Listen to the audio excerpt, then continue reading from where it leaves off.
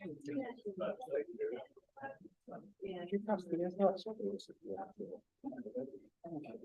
make sure that's the street.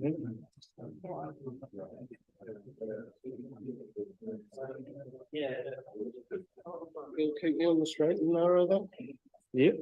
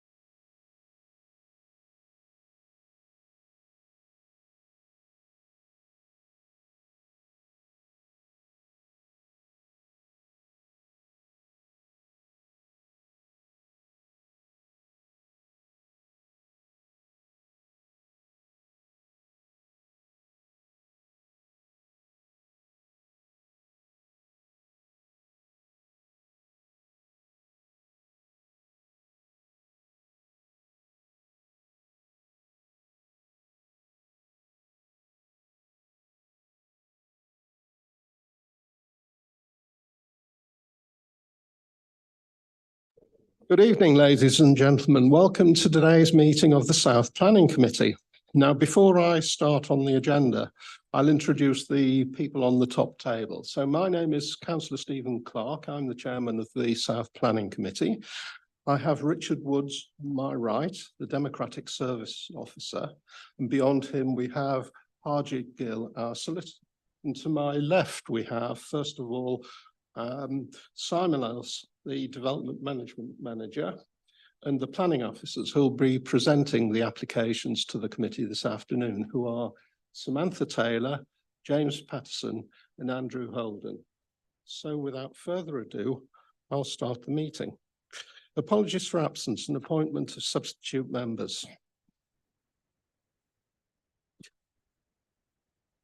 Thank you, Chair. There are apologies from Councillor Karen Cooper, and Councillor Inam Hack is running 10 minutes late. Thank you. Thank you very much. Are there any declarations of interest? No? Thank you. None. Item 3 minutes, to confirm the minutes of the meeting of the committee held on the 7th of March. Do we confirm the minutes? Are we agreed? Thank you very much. Item 4, Chairman's announcements. Members of the public are permitted to film, broadcast and report on the meeting, subject to the efficient running of the meeting not being affected. Only those people who have registered in line with the committee's speaking procedure may address the committee. Members of the public are requested not to call out during the committee's discussions on any item. This meeting is being webcast on the Council's corporate YouTube channel. However, the usual microphones are currently out of service, therefore we will be using a handheld microphone, so I would ask all those watching to please bear with us. There are no planned fire drills, so if the alarm does sound, evacuation instructions will be given by Democratic Services. Please ensure that any devices are switched off or onto silent mode. And I have some additional announcements. Due to the size of the agenda and the number of registered speakers, may I remind members and all those speaking to stick to the salient planning issues. In order to maximise the efficiency of the meeting, I've decided to tweak the agenda order as such, and agenda item 11 will be taken first when we get to dealing with the planning applications. Thank you very much.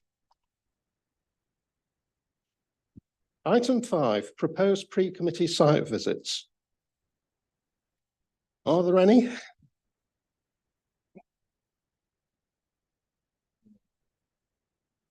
Not that we know, none that we know of, apparently.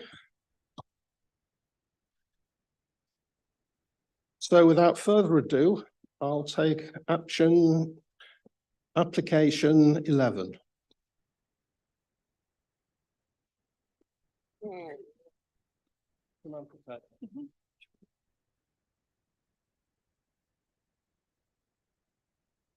Thank you, Chairman. So the application before members is for the redevelopment of the existing trade dealership at Wollaston Motors on Bedford Road in Northampton. It's to replace the existing facility with a contemporary facility, new car deck and refurbishment of the existing showroom at the rear, and some additional wash bays and valet bays. So this is the application site location. So it's along Bedford Road, opposite the skate park and on the way into the town centre. So this is the proposed site location, the site plan. In the bottom left-hand corner is the main site access that will be used for the car transporters and visitors to the site. Second access further along Bedford Road, providing service area, parking into the sales area for the cars. So that will just be used for when they need to move the cars into that area. And then another existing access being retained in the top right hand corner, providing access to the rear showroom and into the service area and car valet bays in the top left hand corner. So these are the elevations. They will make a bit more sense as we get through the presentation. So this is for the main dealership. And then this is for the car deck.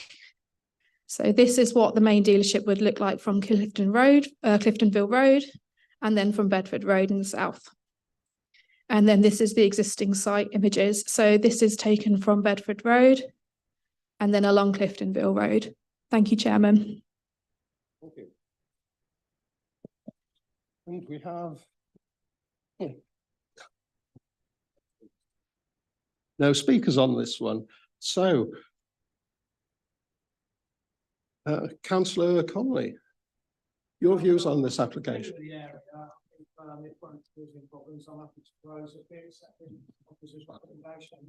Thank you very much. Do we have a seconder? Councillor Pritchard, does anyone wish to speak? All those in favour of the recommendation that the Assistant Director for Planning and Development be given delegated powers to grant permission for the development subject to conditions. All those in favour, please show. Those against? Any abstentions? 1. Thank you very much. The application is approved. Now, we move to item 6 at Oakwood Farm, Toaster Road, Blissworth.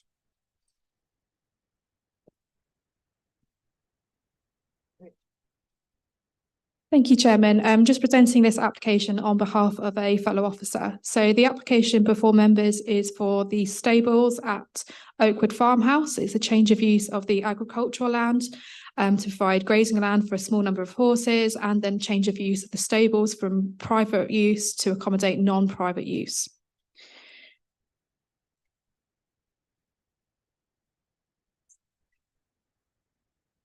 So this is the site location plan, the blue line showing the land within the applicant's ownership and the red being the site location. So the bit on the left-hand side, the small bit is the barn, and then that's the field that's proposed to change use. This is a view of the site entrance, and then from inside the stable block. Thank you, Chairman.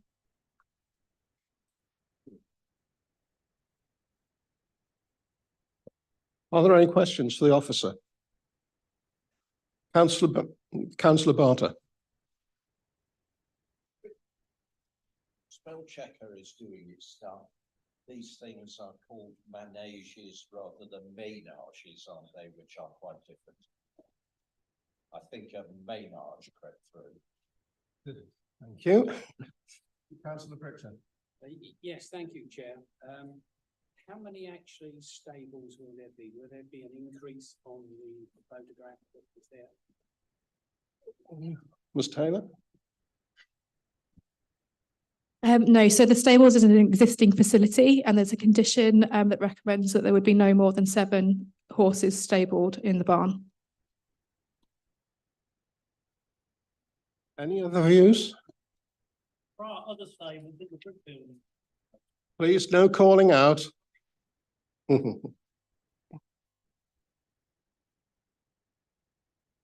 We have a recommendation that, thank you.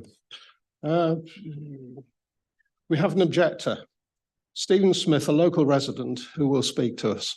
So please come and sit at the station for public speaking, and I'll pass the microphone to you. And you will have 3 minutes to speak.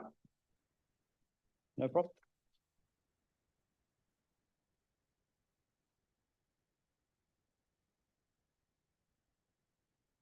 When the planning was first granted for the ménage, all the residents nearby were assured by the planning officer and the council there would be conditions that there would be no lighting, private use only, and no pony club type events that would be allowed. This was done for a reason and confirmed with the conditions that were then attached.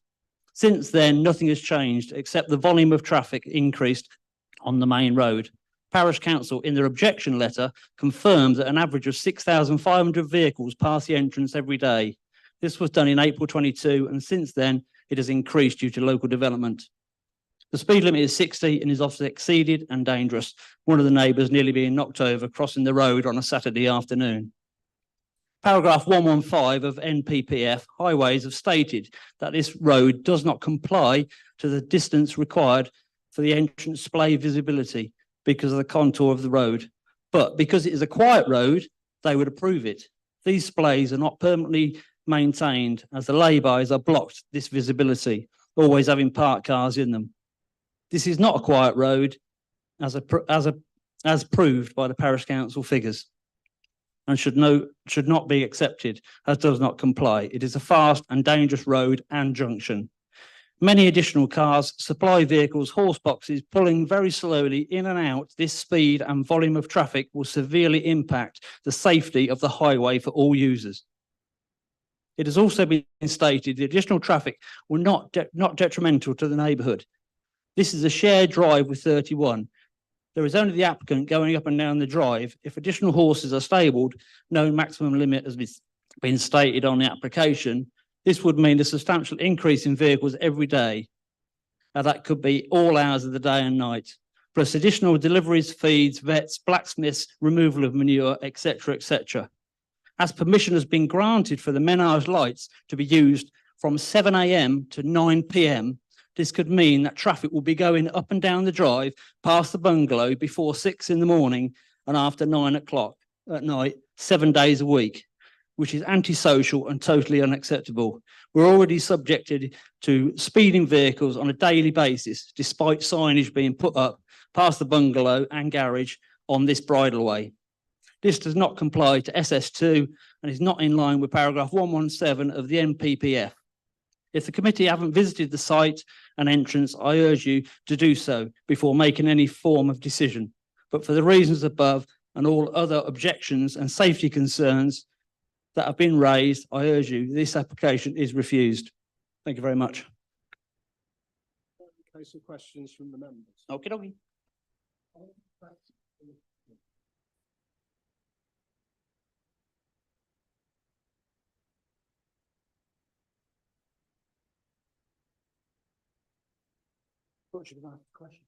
I didn't see one. Yeah. Yeah, councillor Sharps, resume your seat. Slightly more stuff when I started. Yes, you mentioned the pony club use. Can I ask who gave you the idea that there would be no pony club use? No, just what we came up with, that the menage may be used for other groups. Yeah, on the first application.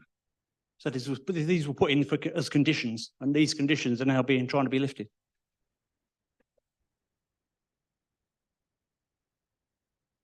Prominently. No. Thank you very much. Thank you. And now we have Mr. George Mason, the applicant, to speak to us.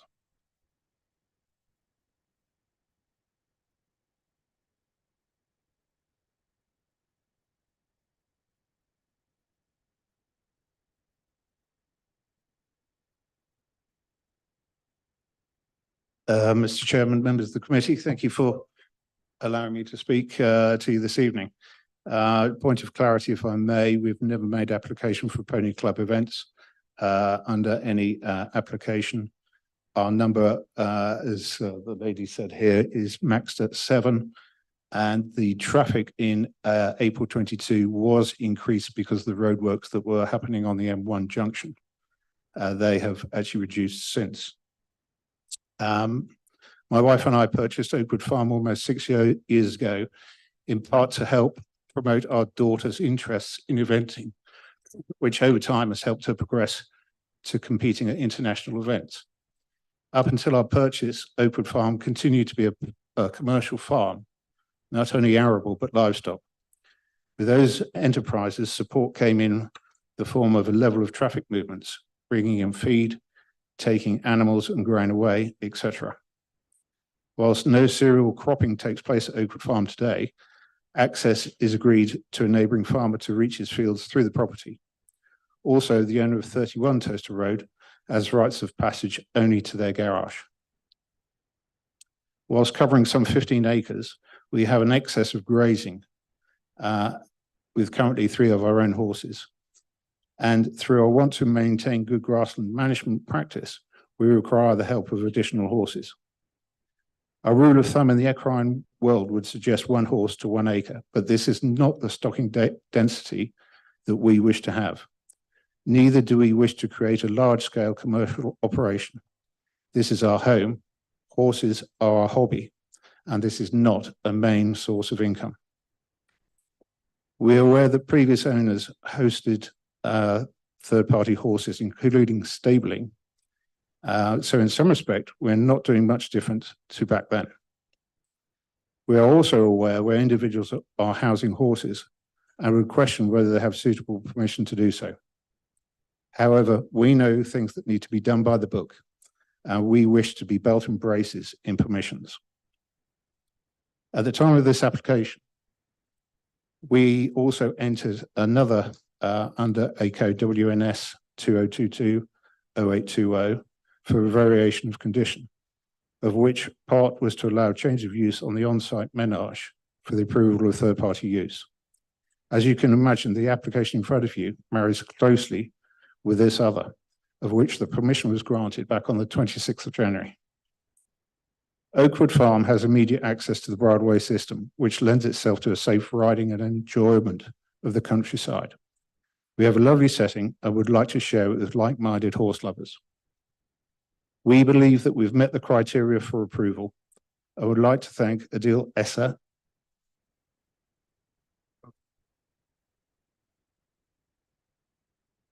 Now in case of questions from the members. Are there any questions? Yeah, just a point of clarification. You said at the present time you've got 3 of your own horses there.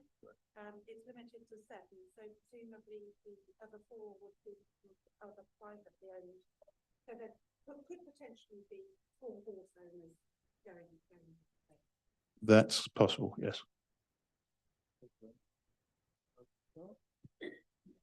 Yes, to clarify how many houses, sorry, it's so used to houses with horses there. How many horses will be there? You also stated that you would like to share the site with like-minded riders. How will you be doing this? The equine world, they're quite close.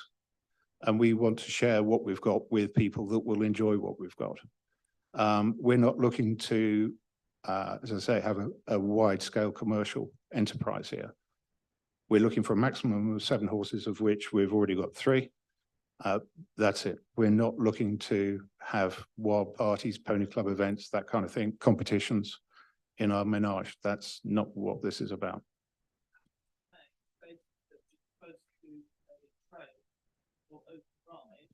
So, as a previous rider myself, I would know that mean that I would want to come and visit, and I would want to go and ride where you are. You'll have to ask permission first. I'm just stating that there could well be more than 7 horses. Not on site, no. On the Bridleway coming through, yes, I can't stop that. But the application, we have horses coming up and down the Bridleway now. There are plenty of horses in the village already. So the permission is purely for a maximum of 7.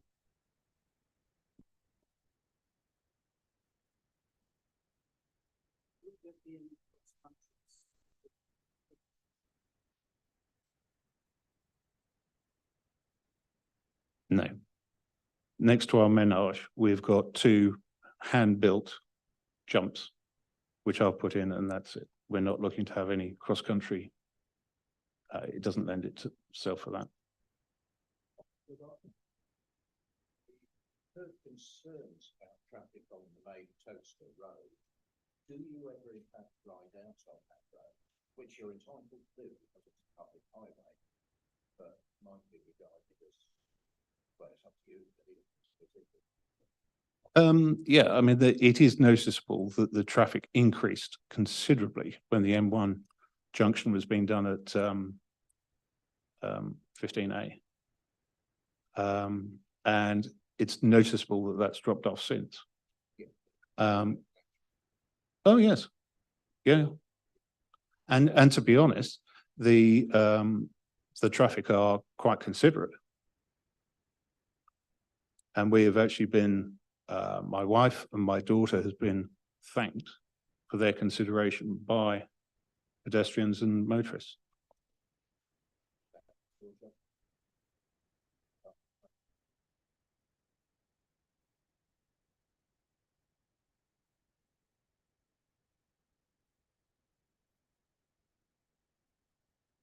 Your seat. Hand me the microphone. Thank you very much. Thank you, Chairman. Just a couple of points to clarify about the application, if that's okay. So I'm going to probably say it wrong, but the manage, it's not part of this application. So the floodlighting that's on there has already been approved and is dealt with by a separate application.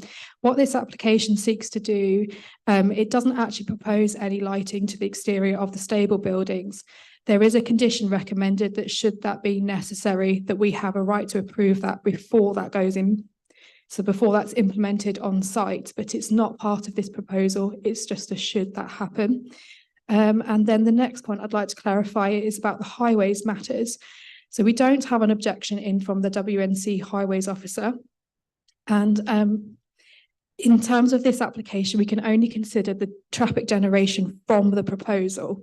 And on that basis, members need to have regard to paragraph 115 of the NPPF and whether the proposal would cause severe harm to highway safety. And that's as a direct result of the proposed development only. Thank you, Chairman. Your views on the application then, please, committee. Who would like to? Councillor Clubley.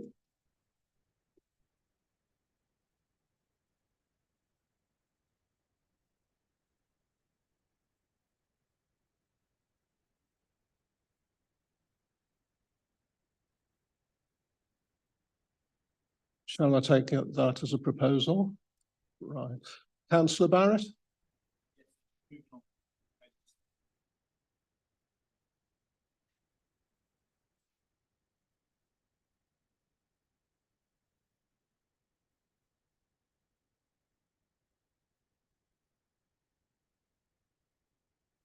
Thank you. So you're seconding the recommendation.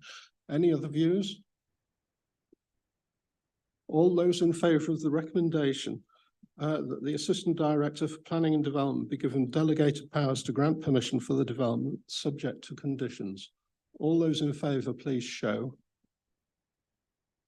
Thank you very much. Those against? Any abstentions? Thank you. Thank you very much. The application is approved.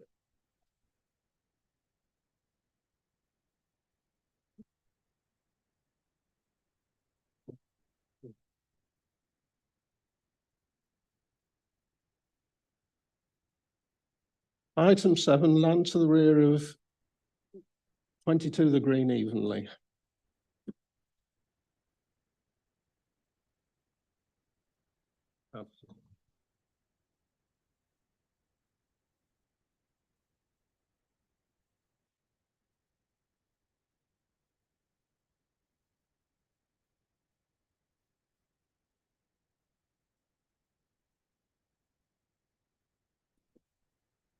Thank you, Chair.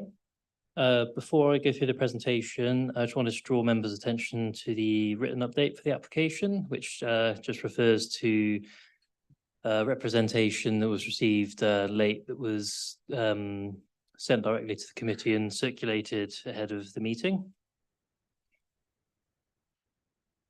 This application relates to a plot of land behind numbers 22 and 23, the Green and Evenly, as shown outlined in red. It should be noted that the area outlined in blue is within the applicant's ownership, but does not form part of this application. The site encompasses a disused plot of land with a dilapidated stone barn located centrally within the plot. The site abuts residential properties on all sides, while access is achieved via an existing access to the green in between numbers 21 and 22. So obviously you can see that access here. And this is the stone barn. The site is within the Evenly Conservation Area and is within close proximity to several listed buildings, including 24 the Green, numbers 14 to 21 the Green, 1 Broughton Terrace and 22 the Green. So obviously members had the benefit of a site visit, so I will go through the photos quite quickly and they should all be self-explanatory. This is taken from within the site looking out of the access towards the Green. This is from the same point and then looking north. This is a view of an existing barn from the head of the driveway. This is a view back towards the dwellings on the Green, which are located here. This is a view of the barn house taken from the northern portion of the site. This is obviously looking southwards from the centre of the site. So you've got the stone barn there, and then numbers 22 and 23, the Green here behind this outbuilding. And we've got a view from the centre of the site towards Broughton Terrace. And we've got a view along the eastern boundary of the site looking northwards. And then this is a photo from a neighbouring property looking towards the site. Obviously, you can see the change in ground levels. And this is another one taken from the neighbour at Barn House. And this is taken on the boundary from 24 The Green looking across the site. And again.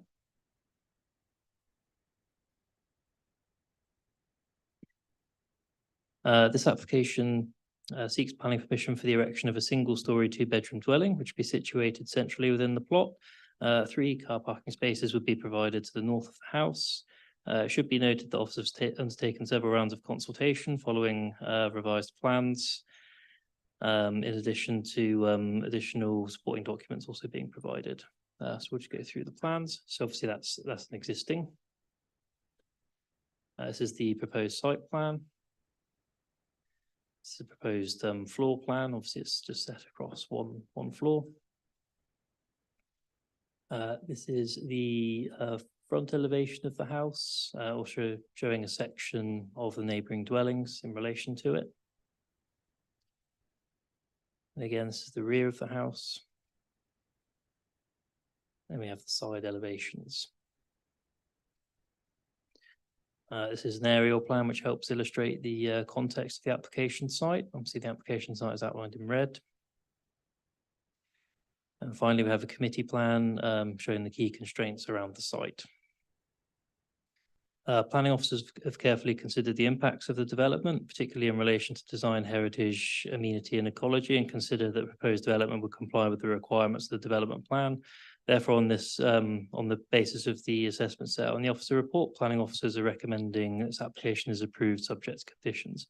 Thank you, Chair. Very much. And we have Mr. Jeff Payton Brule on behalf of Evenley Parish Council to speak to us. So if you come to the seat at the front, please.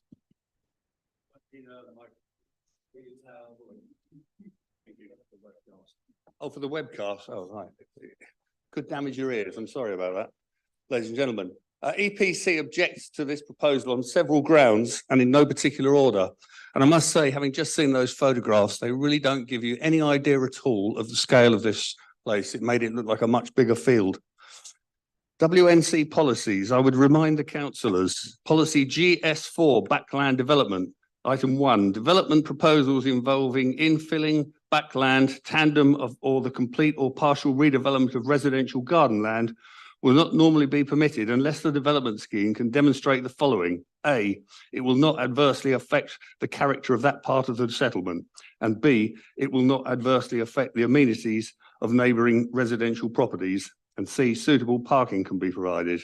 There's more on this in a moment, but certainly the character of the settlement will be affected and the amenities of neighbouring people, residential properties will be significantly impacted. The heritage setting, the whole green is a conservation area with many listed buildings either close at hand or adjacent. A modern house, which is proposed, is far removed from all other similar modern houses elsewhere in the village. Access to the property, in particular during the build phase, with deliveries on large trucks, concrete for footings, waste removal, trucks, swings required to access with possible damage to the green, and the kink in the drive making it still more difficult. No doubt they will need to offload building materials in the adjoining already crowded roads, which are very narrow around the green, before moving them into the site. This would be a major problem as much of the roadways are single file with resident parking taking all the available spaces. Loss of amenity to neighbours, additional on-road parking in an already crowded area, builders' own vehicles, visitors, ongoing deliveries, and loss of privacy for neighbours due to close proximity of surrounding properties and the elevation of the proposal compared to adjacent properties.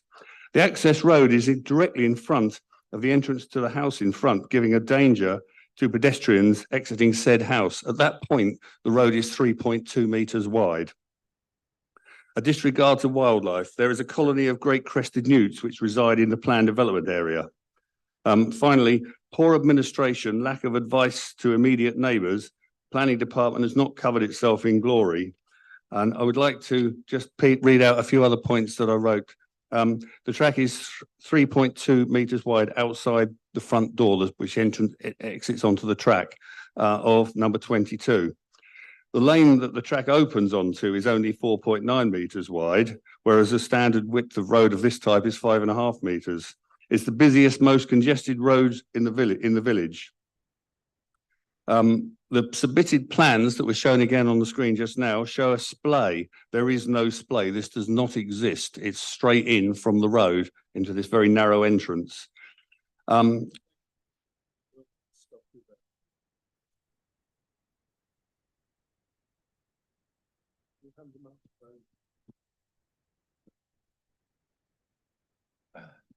Thank you.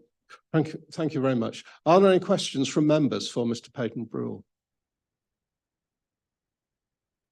No, thank you very much. And now I hand over to. Got the two. Yeah, for the two letters. Are you going to read them out? Two speakers. So the statements read out. Do the speakers first, then the letters. Yeah. Right. We have two objectors to speak to us. First of all, Anthony Flack, a local resident, please. If you come to the front.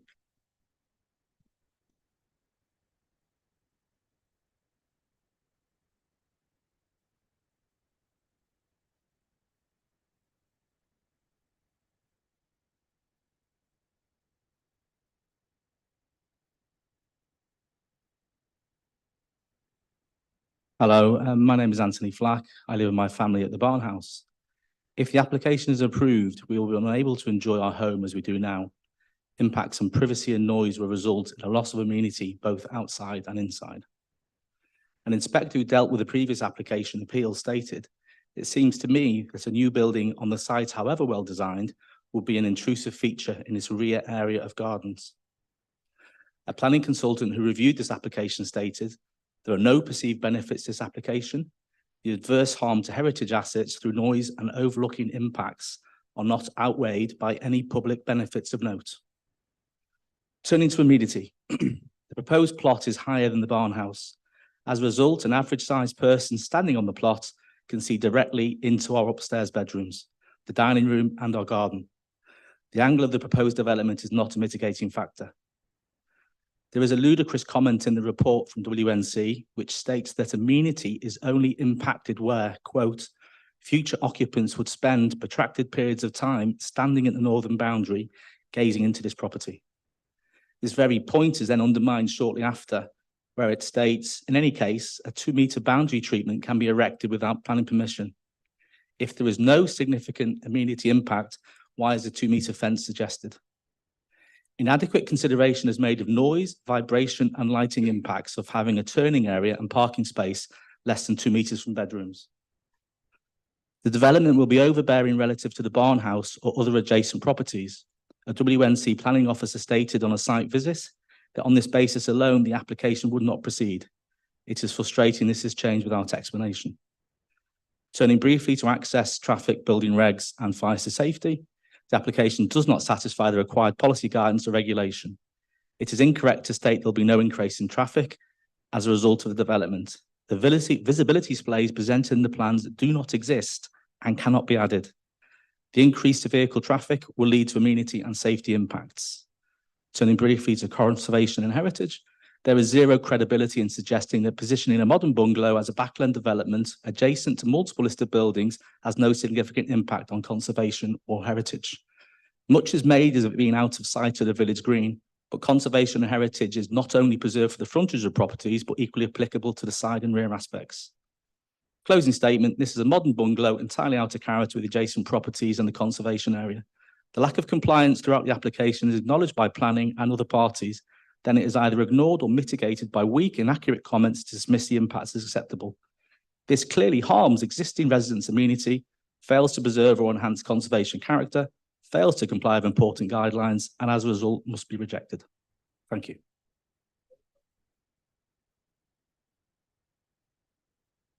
Are there any questions?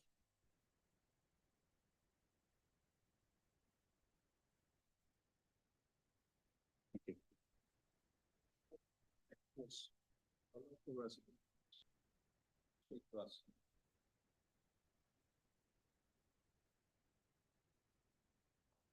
You forgot to show a photograph of the angle of where my house.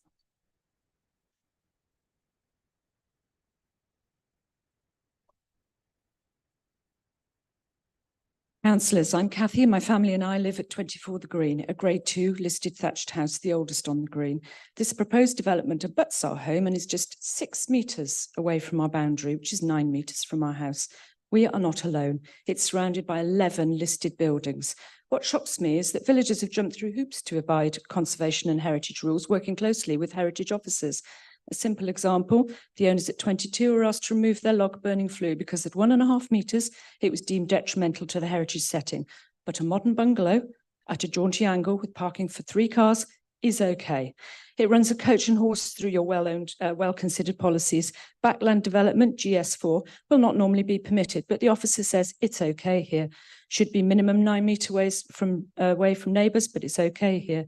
The drive doesn't meet policy and building reg standards. It's too narrow, a fire engine can't reach the property and it's metres away from a listed home with a straw roof, but it's okay. The access onto the green is substandard with no visibility display onto a narrow and heavily congested area. It's okay. But how on earth will it be constructed? You can't get a skip lorry in, there's nowhere for materials to be delivered, builders to park. It'll block movement around our popular green, but it's okay. You've set out some conditions. Who's going to enforce them? Your team of 2.5 is already overwhelmed. And yes, the development badly affects the amenity, SS2, of us neighbours with large overbearing fenestration and car spaces along bedroom windows, but it'll be okay. The officer suggests one neighbour can throw up a 2-metre fence. Who's paying? Forgetting that because of the land height differences, the current boundary is already 1.8 metres. So the development will look straight into our daughter's bedroom, our conservatory and over our garden. The other, well, we'll ask the applicant to plant some trees. Great, it'll be okay in 20 years' time. You're told there's precedence in Evenley. Well, I've lived here 23 years. Trust me, there are no bungalows in the conservation area, no driveways passing front doors with millimetres to spare to reach other properties, no backland or tandem development. Your officers ignored planning history. Planning has been refused 4 times here, once by His Majesty's Inspectorate, who in 1990, aside from his concerns over the shared access, commented that the development of the appeal site, even with a single-storey building, would demonstrate many of the undesirable features that can be found with backland development. And as a result of the impact of the proposal on the residential amenities of the surrounding properties would be adverse. The officer's entire report has a "it'll be okay" attitude, but seriously, it's not okay.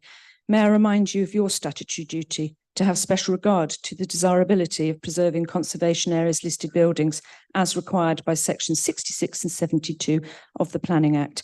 And please consider, if this is if with your policies ignored, what precedents are you setting for future developments in this and other heritage villages? How can you refuse future developments, in my own garden, for example, when an application is in such a sensitive area is treated?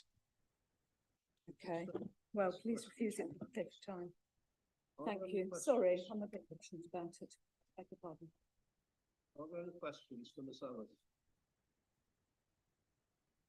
Thank you, Councillor. Thank you, Mr. Chairman. That's back to my Thank you very much. I'll now ask Richard Woods to read out some of these statements. Thank you, Chair. We have received 2 written statements from residents of the village, which I shall read out in turn. The first one is from Celia Findlay of Evenley. This land has been subject to 4 previous applications to develop the site, and each time it has been refused on the basis that access is substandard and that there would be a loss of amenity to neighbouring properties. I'm writing to object to this development as nothing has changed. Our amenity and access are still impacted. The proposed bungalow is out of keeping with the listed buildings and conservation area buildings surrounding it, and as a ridge which is particularly high, which would loom over my house and garden, impacting light. This ridge height is a concern that further development into the roof could be made in the future. In terms of access, there are no other cars other than the occupant of 22 The Green who park in a carport using this land, so traffic would be increased by 100%. The land is not an agricultural piece of land, but historically was a garden that belonged to number 22 The Green. Over the last 2 years, there have occasionally been pigs put in this area. There are potential dangers to pedestrians in and around the increasingly busy Forge coffee shop and post office, and the access is not wide enough for emergency vehicles to turn into or enter if there are cars parked either side of the entrance, which I believe is a legal requirement. And there is a listed thatched house nearby. The drawings show a splay in the entrance which does not exist. In terms of the loss of amenity to 4 Broughton Terrace, the house and garden would be overlooked by this development and would be significantly impacted by noise, vibration of cars and illumination. I would like to draw the committee to pre-planning advice as follows: 6.4 brackets D. There is a separation distance of 12 metres between the rear elevation of the barn house and the front elevation of the proposal site. Likewise, there is around 15 metres between the proposal and the side elevation of 4 Broughton Terrace. The design guide stipulates that a minimum distance of 18 metres between facing windows to protect amenity. While there are well-established landscape boundaries between the proposal site and 4 Broughton Terrace, these are not permanent and thus are not afforded significant weight, though should be given to the layout and siting of the proposal of the plot to comply with separation distances. There should be no windows on side elevations. It appears you have taken measures. It appears you have taken measurements from where the 2-storey part of my house finishes and not the end of my boundary, which is the end of the brick single-storey downstairs bedroom, where my daughter sleeps, and the shed, which I plan to convert into a habitable space. The length of the single-storey bedroom and shed is 4.5 metres, so the information in the pre-planning advice above is incorrect and reduces the approximate separation distance from my boundary to the proposed bungalow to 10.5 metres and not 15 as stated. The impact of any building development on the downstairs bedroom in terms of vibration, noise, lights, etc. would be significant. My upstairs bedroom window overlooks the site and our amenity would be impacted due to loss of privacy. We enjoy no traffic whatsoever currently, so the impact of potentially 3 cars being parked alongside my boundary producing noise, vibration and light pollution contributes to significant loss of amenity. I've requested that an officer from West Northants Council visit 4 Broughton Terrace on numerous occasions, but this invitation was not taken up. I'm still open to someone visiting to see the significant impact and proximity to my house and garden this development would have. This application impacts all the houses around it and has caused and continues to cause concern to all the neighbours, and we hope that the committee will take our concerns seriously and refuse this application. Celia Findlay. Thank you, Chair. We have a second letter that has been submitted from a resident of the village, Alison Kendall. I would like to raise my objections yet again to the aforementioned application. This is the 4th application relating to this site. All previous applications have been refused and this current one is in its 4th iteration. It's important that the committee has read in full the planning history and the current objections to this site, since the planning officer's report does contain many inaccuracies, errors and misleading information. Objections surround access. The proposed access track runs immediately in front of my front door and main access. There is no precedence for this in the entire conservation area. This is 3.2 metres wide at my front door. Any vehicle would pass within centimetres of my front door. This would cause a reduction of amenity and safety to myself, my husband, my young grandchildren, our elderly relatives, 2 of whom are wheelchair users, and this is unacceptable in a settled residential area. The lane that the track opens onto is only 4.9 metres wide. The standard road width in the village is 5.5 metres, so the busiest, most congested road in the village where visitors to the post office or shop and the green, the nearby Airbnb and the actual residents have to park. Often cars park very close to or across the track and it's often impossible to get out. Vehicles would have great difficulty turning in and out of the track, and the committee should also consider pedestrian safety caused by poor visibility and the footpath across the track. The submitted plans show a splay which does not exist, and there are flower beds belonging to the houses either side of the track. The application states that the plot is in agricultural use. This is not true. There were a few pigs on the plot in 2022 and 23 for a few weeks. The pig owner rarely, if ever, drove down the track. To say that developing a residential property occupied by someone who owns multiple vehicles would represent a reduction in traffic is not true. Any vehicular usage would represent a 100% increase in traffic. The above points are just 2 of the many inaccuracies, errors and misleading statements in the application. I believe the local highways authority and the planning officer have also been misled by statements and wide-angle photographs submitted by the applicant. The distance to the furthest points of the property would be much greater than the 4.5 metre maximum distance required by the building regulations, as they relate to fire and emergency vehicles entering a dead-end access. They also require a width of at least 3.7 metres. The track is 3.2 at its narrowest and has a bend. Thatched properties which surround the plot will be subject to greater fire risk in these circumstances. There are no passing places and never can be, as the surrounding properties are listed and in the conservation area. Vehicles meeting in the track would have to reverse onto the narrow congested highway. It's difficult to think of an area less suitable for development. Another approved development underway in the village has been cited by supporters and the applicant. The committee should check the details as the measurements are within the building regs requirements. Planning officer's report also mentions some of the previous applications for this plot, all of which have been refused one after appeal. In terms of the access, I can summarise that the reasons for refusal from 1983, 89, 90 and 2015 centre around substandard access, detrimental effects on road safety, substandard width of track, poor pedestrian visibility at junction of the green, loss of amenity for residents where the front door opens onto the track. And the committee must agree that since those refusals, the amount of traffic everywhere has increased hugely, especially in this village, which attracts visitors and shop customers. Other objectors have covered the many other reasons to refuse this application. This application has been taken out of the hands of the planning officer and brought before the planning committee today. They will see that this has been poorly presented with incomplete information added, piecemeal and incorrect, inaccurate and misleading statements from the applicant's agents. The process has also been mismanaged by WNC Planning, one example of many being that I received no correspondence of this until I was informed of the application by neighbours, despite being very much affected by it. I had to insist on being kept informed by WNC. The report you of the committee have been reading contains several errors. One major error is that this states that number 22 is the post office. In fact, number 22 is my home, the grade 2 listed property, which is most affected by the access issues. We were not even informed or consulted. I would urge the committee to thoroughly examine every aspect of this application, including the carefully researched and full objections from people like myself. And that is the letter of Alison Kendall. Thank you, Chair. Thank you very much. Now we have Mr. Roger Coy, the agent for the applicant, to speak to us.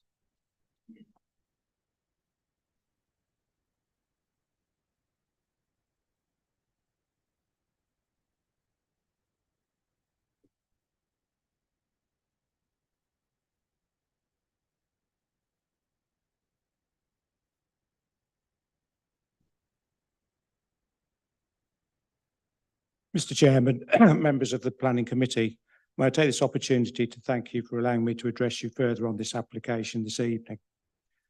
This full application for a single modest domestic dwelling within the village confines of Evenley is being recommended for approval by your planning officer. The officer's detailed report and presentation outlines the reasons why this proposal is acceptable.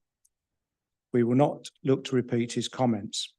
However, we would like to emphasise how we have proactively worked with the council's planning department and officers to achieve an acceptable scheme which fits suitably into this location.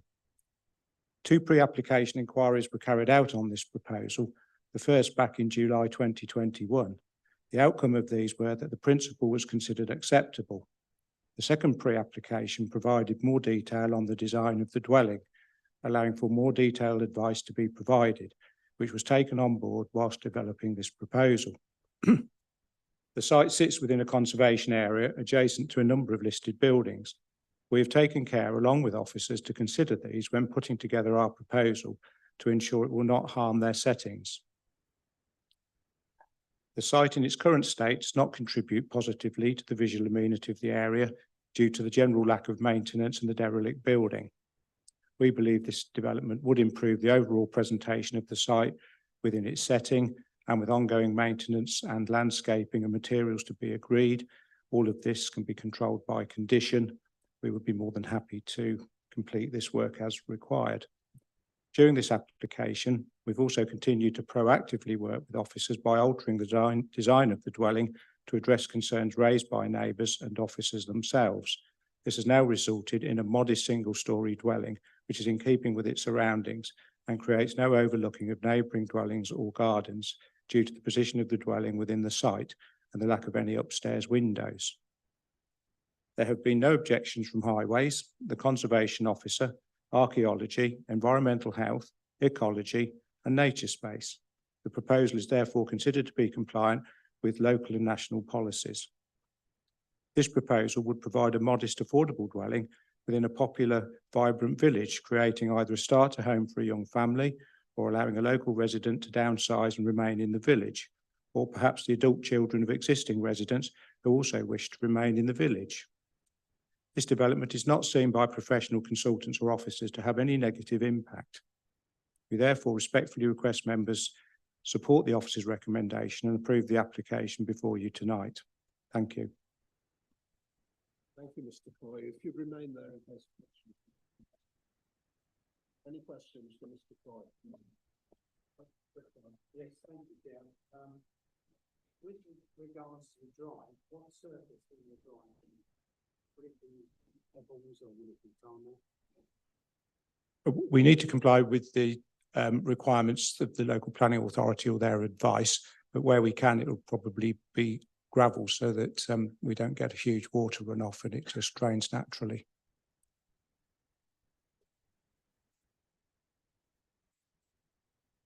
Yes, the building will be compliant in all respects, both with planning and building regulation requirements.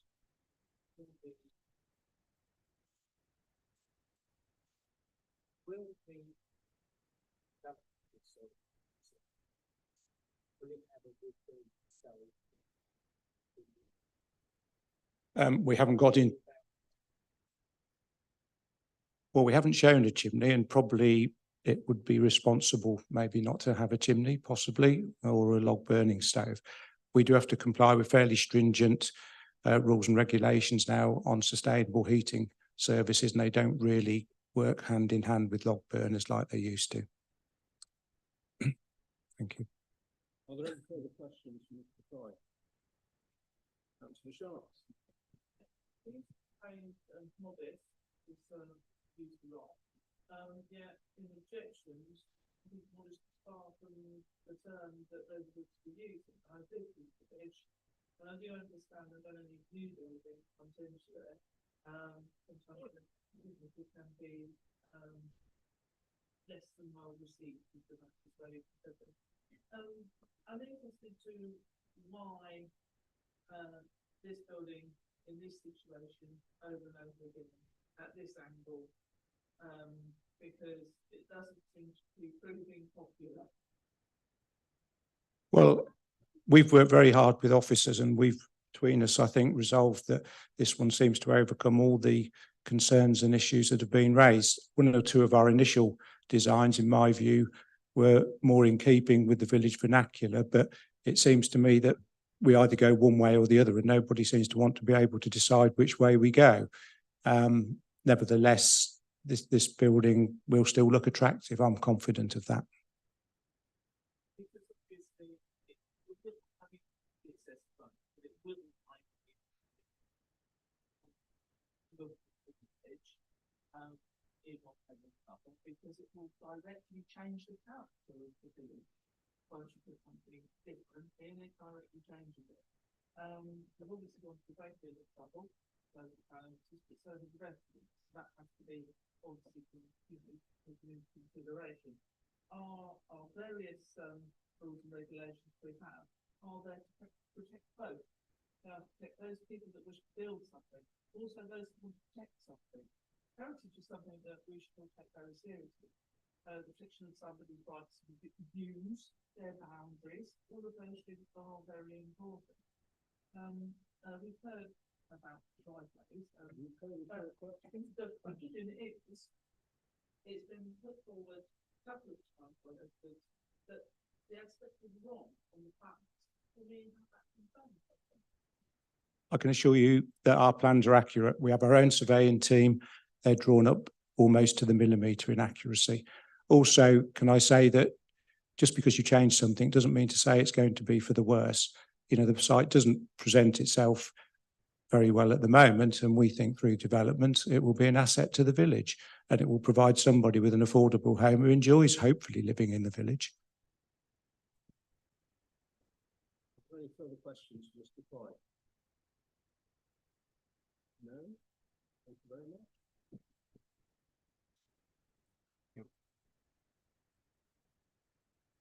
Any questions for the officers now? Oh, all the hands are going up. Councillor Bagot-Webb. Firstly, I want to come to where in the search with regards to I visited the site yesterday, and to me, it is classic back on. It is surrounded by villages, in a direction. So why isn't this coming over background development, which we have confused many times in this? Thank you. Who would like to respond to that? I will, thank you, Chair. So the report acknowledges that it's backland development and refers to policy GS4, and then in the assessment and the principle of development assesses the acceptability of the application in terms of being backland development. 7.13 and 7.14 deal with these matters. And backland,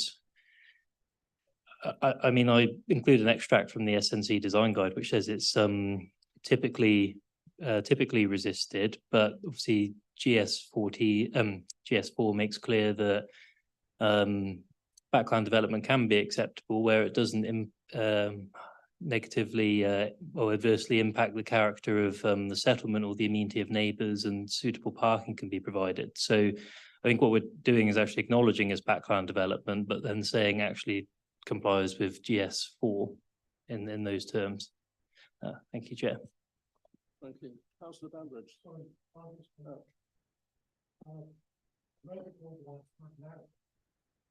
of the key things also is the liable.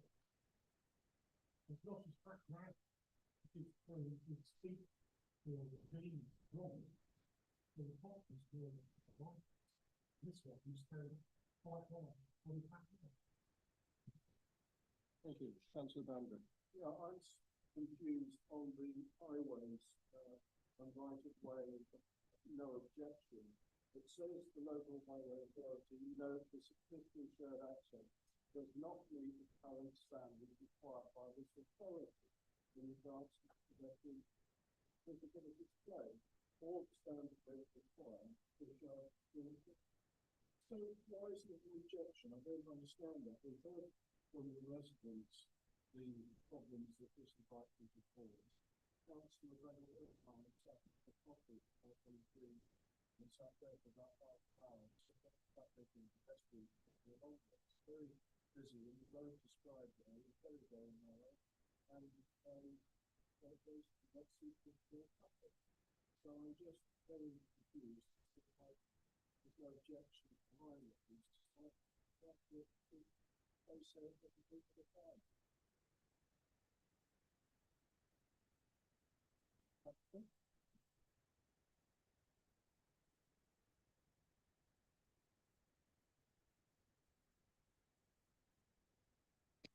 So in terms of the access, obviously our starting point is seeking a compliant access. And then where that's not possible, obviously it's then contrary to our guidance, but then as part of that, the harm that would arise from not complying with those standards has to be considered. Obviously the test is quite high in paragraph 115, 116 of the MPPF, which talks about the cumulative highways impact needing to be severe and needing to be serious highway safety concerns. The Highways Authority haven't objected. Obviously, they make the observations that they fall below these standards, but then say that the intensification, essentially the view they're putting forward is that the intensification wouldn't be such that it would create a severe impact, and therefore they haven't objected on that basis. So it was higher than the garage next to, which I think is the next highest. And also the structure of it is understandable in stone, and this recommendation we discussed that the little of the apartment building that's there quite ancient, that the materials were used to be very successful as part of the building, with some link to the local heritage. But I just wonder if, if we're minded to accept the application, whether that could be conditional, which to make it is in local stone use the stone that's there. And also the roof pipe down, so that it doesn't stand up so much in the ground. Thank you, Mr. Dutton. So there's a few points there. So the first is, I think more of a comment about the topography. So we have considered that in assessing the application, and that's part of the reason why officers sought revised plans to reduce the dwelling down from 2 stories to a single story. And then the next matter was in relation to the stone. We could include a condition if members were minded to seek to reuse some of the existing stone in the dwelling. So obviously it wouldn't be enough to build the whole dwelling, but they could obviously use what stone they could salvage and integrate it with a local stone to be approved, obviously by condition. I think the applicant indicated that was something that would be possible. So obviously that's something members can have in the back of their mind when considering the application.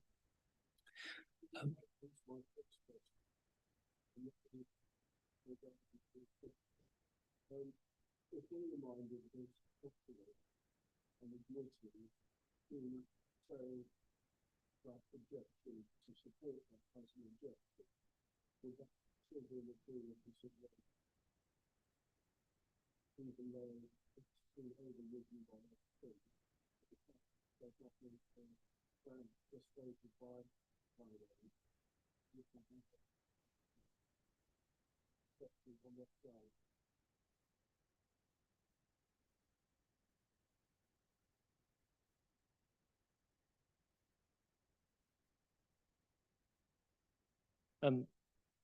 Sorry, can I just check that you're asking if we were to refuse the application on the basis of access, obviously in accordance with the various objections we've received, what the prospects of success would be? Is that what you were asking? So I wasn't quite following the.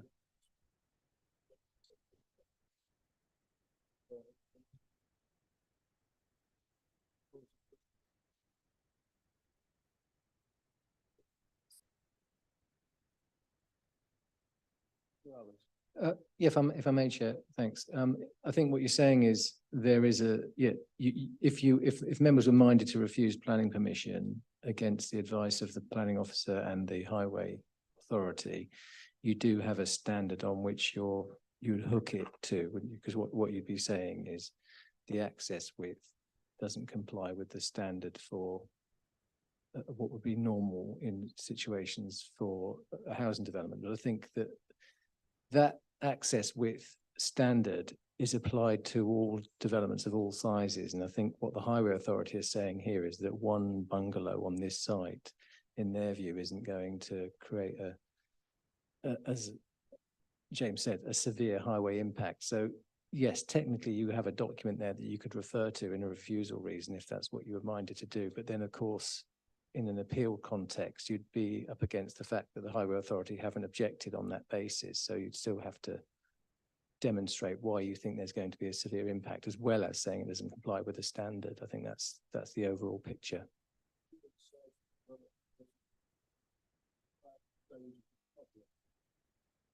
Well, it does in the sense that 10 houses would have much more danger than one house, and it's a degree of harm, isn't it?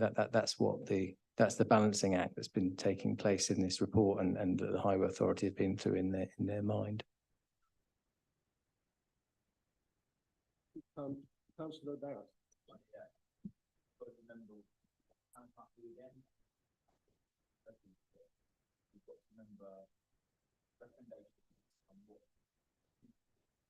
Very clear indication of this and again, really, if we find that, I don't agree with that myself. If that was the majority of the room, we've opened ourselves up to West Hampshire, we've opened ourselves up to an essential field, which would probably be likely to go there. There are no principal issues there. come back, let's say we can say no. And I'm mindful to speak to the room because historically, people have gone off with that type of attitude and we try to turn things down when there are no, that the fears as a person actually are likely to be overturned. So again, I remind you normally here, when we look at the details, there are no principal reasons why our officers have told us we should. It's really important that everyone understands that. And we'll open ourselves up to an appeal. Okay? But that's fact. I'm just talking about. Won't we see you for, please, Councillor Pitcher? I'm talking about fact. Councillor Pitcher. Okay. Chair, I'll have to finish speaking with you again. This is the problem that we have. We're pre-determined. We just need to remember what's fact and what's not. Okay? The officer's recommendations are very clear in that. However compelling, and I was compelled with the variety of rejections and absolutely, but we've got to remain on what's fact and what's not. Thank you, Councillor Barrett. Councillor Sharp. What's happening here is G4 is being used against the proposed report. So we start them having a character of the area, a lot of that can be four as the power against. Also the power to control that can prevent it power to enable that's been requested here by the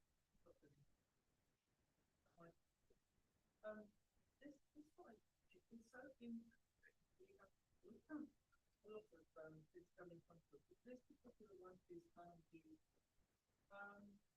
we have in 7.10 post development with making use of this but I mean instead of 18 existing homes, so I can both have some interest to relate. It's very difficult because it attracts people from interest. So you're basically using one object to answer another. It has been there for many years. It isn't hurting anybody. It's not hurting anybody at the moment. We have resulting harm to character areas a lot. That's quite interesting. We are forgetting the lot of character. You seem to have rushed into debate when it's really questions for officers. So have you got a question for officers? I want to ask why there is more of that why that has to be taken into consideration. I can see it a lot of it seems a lot of work, but it doesn't seem to me that we have done enough. And I would propose that we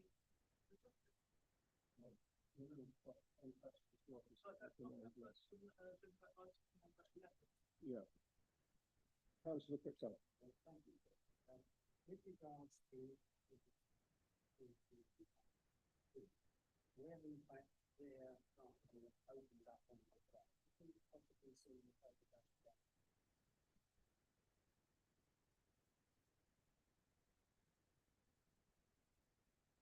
Now.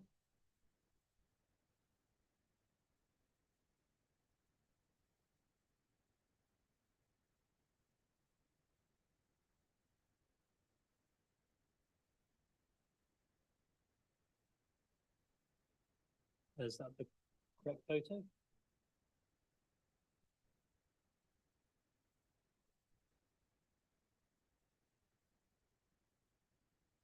That's their front door, so that's their principal access. No, it would be as existing.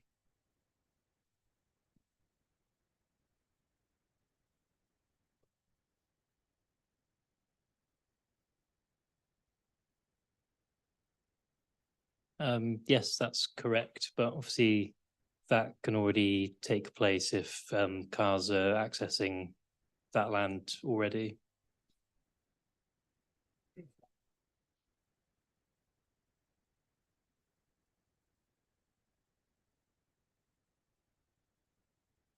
Councillor Clubley, your question, please. Clarification from my Senate. So this planning application is reviewed 4 times. So what is the material difference on the current application on which you're saying it should now? So the most recent applications, 2015 application for 4 dwellings, I think that was outline permission. The material difference is this is 1 house, that was for 4 houses. The other applications are in the 80s, the last one, well, the latest one of which was also appealed, which I've included in the site history. The material change there is that it's in a completely different policy and legislative context in the sense that it predates the Town and Country Planning Act 1990, predates the NPPF 2012, amongst various other things, obviously predates our development plan. So the policy and legislative context has changed essentially. Any further questions for officers? No? Thank you all very much.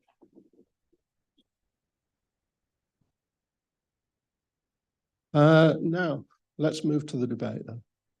Councillor Barter.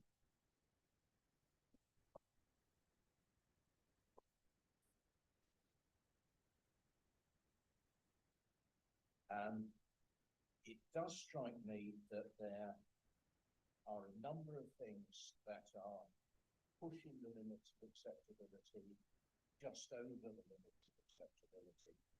Any one of which we might pass by, but the number of them are making me feel a bit uncomfortable.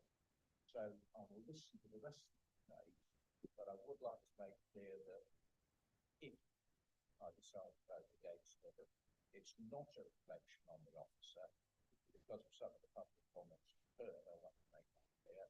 It's a judgment, and any of us may make a difference.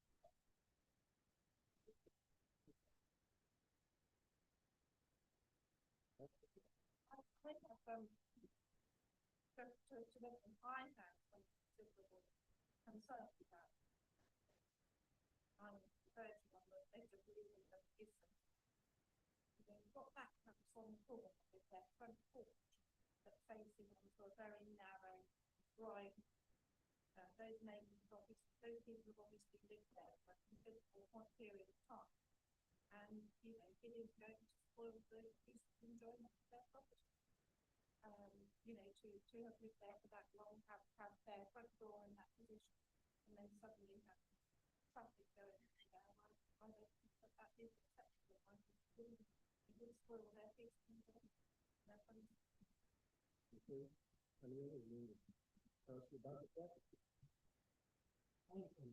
the display and the fine line in the table situation. Having stood there several times to meet anything coming out of that line, with the pedestrians to park vehicles, unless it was a small vehicle, will not make it in one. We need to afford reverse to where to go. To me, highways don't seem to have gone into the detail. And I'm very much a review, but this does not pass access. And also, I think the facts being turned down through a party. I don't know the reason for the fact being turned down. Thank you. Who's next? And we just remind ourselves that we're not the experts in the room. It's clearly important that we don't rip off that. We've been given very clear guidance. In fact, we are not the experts. Okay? So we have to remember this. It's not the black and white factual experts. We've got to respect. Hopefully you will not. And it's here that we're not acknowledging that. We're deciding that's why I'm not. We have to be very clear on this fact, this picture. We've been given clear advice by officers, which is important there. Okay, so I think we've made the point. Councillor Bamber. Yeah, unlike Councillor Barrett, I did visit the site by the way, and we did experience it. And I think it's unfair to criticize people for what they said based on what they've actually seen. I've worked in the transport industry in my life, and that is not a very safe access. The building, yes, it's got features that reflect the nature of the materials used, but it doesn't fit in. You stand there and look around and you say, history. It's not the nature of the village, it's alien. And surely that is part of the heritage we look at and everything else. If it had been a house that had features that reflected the other buildings in the village and everything else, I don't think a replica of an art building, but sympathetic. It's a nice bungalow, I have to say, but it's not the right place. Its orientation is a little bit weird. I just felt it was a square peg around the hole. It just didn't suit the village. And obviously the traffic doesn't. So there's a number of things there to make it really the right place, the right building. And the highways is one of the major things to go home. But the very last report is so much the office of representation. If we have other views, does anyone wish to make a proposal?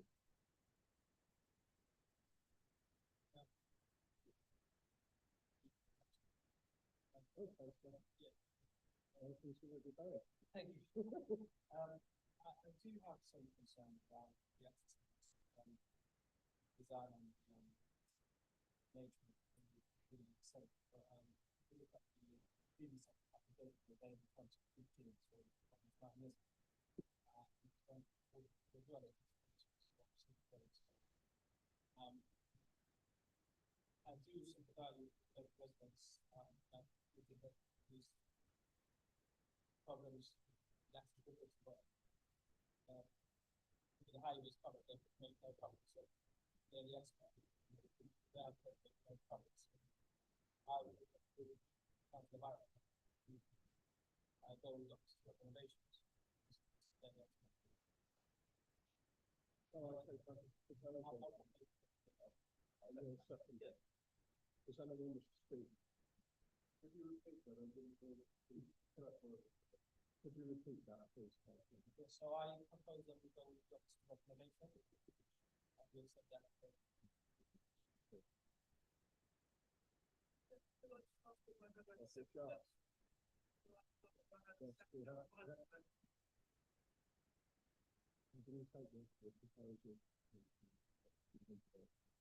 We need to vote on the proposal that Councillor Hackett just made, and it's been seconded. Does anyone wish to speak on the proposal? Councillor Baghdad. Yes, I want to come back on the factory development side, because I believe we're treating things differently on other applications in this one. And we're making the foreign knowledge adjustment to the way we treat it. Otherwise, I could be a target of which I will not be right, where we have turned down a lesser impact on background development. How is this going to be allowed to background development?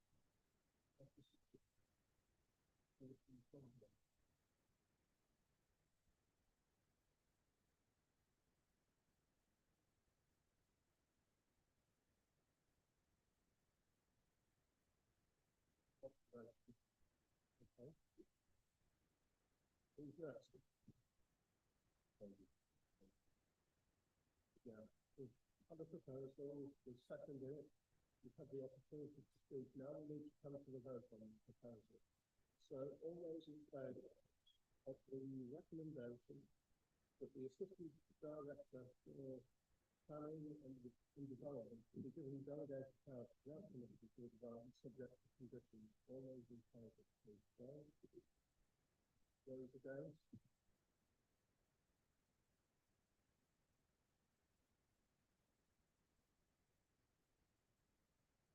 Motions? No. The vote is what? No. Can someone make the location proposal? Mr. Woods.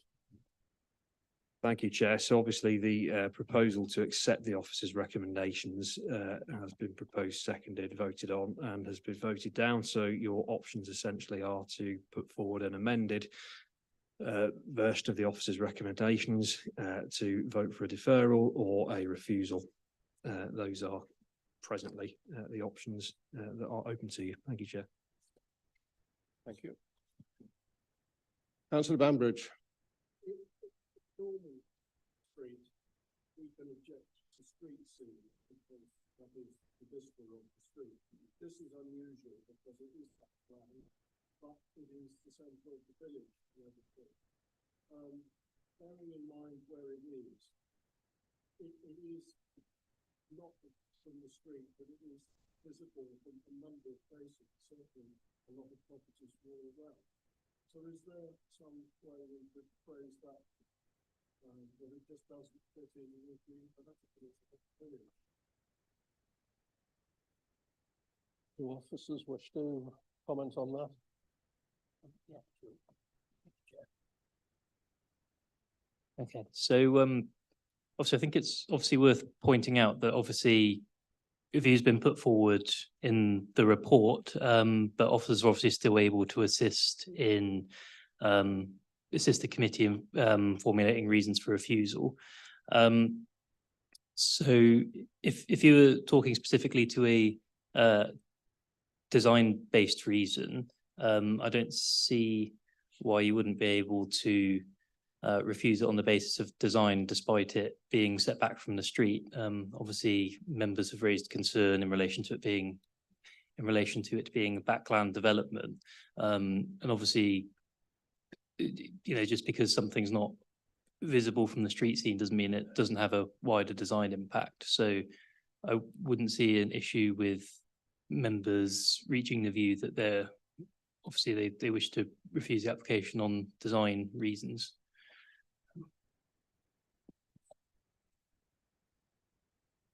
Councillor Bambridge.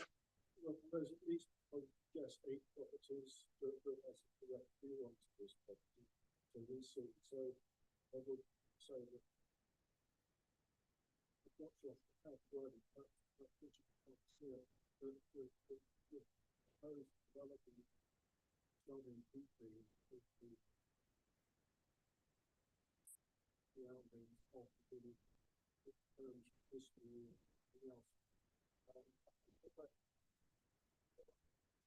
Let me bring Mr. Patterson in. Thank you, Chair. So whilst members have been discussing, I've been trying to capture their concerns and drafted up some reasons for refusal. If you were specifically considering a design reason for refusal, obviously my assumption would be that any motion to refuse would also delegate authority to officers to finalise reasons for refusal. So this is something I've just drafted, but hopefully this has addressed what you were saying. The proposed development, by reason of its form, siting and articulation, would be contrary to the prevailing pattern of development and would represent an unacceptable form of backland development. The development would thereby be an incongruent addition to the site and would thereby give rise to harm to the character of the area. The development is therefore contrary to policies SS2, GS4 and the SNC design guide.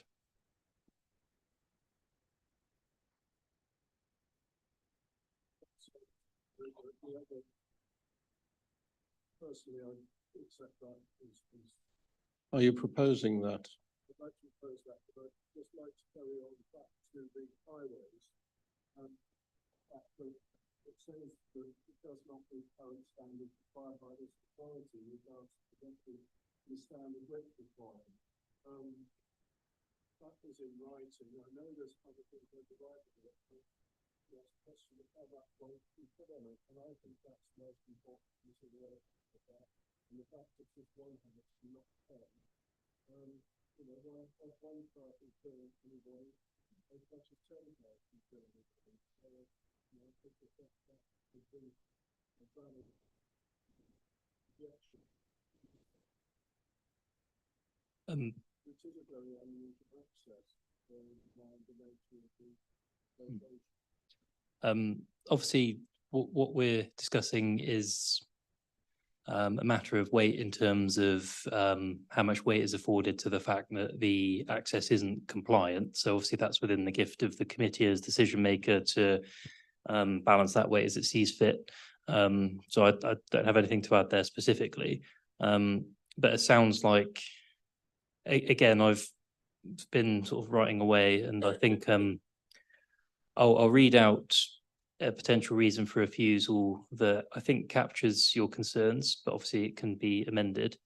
The proposed development, by reason of its substandard access, affording poor visibility and potential conflict with other road users, particularly the occupant of 22 The Green, would give rise to severe highways impact and would represent an unacceptable erosion of highway safety. The proposed development is therefore contrary to policies SS2 of the local plan part 2 and paragraphs 115 and 116 of the MPPF.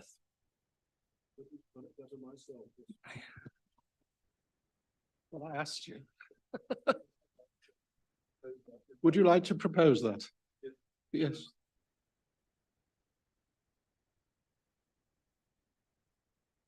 Yeah, councillor Sharps.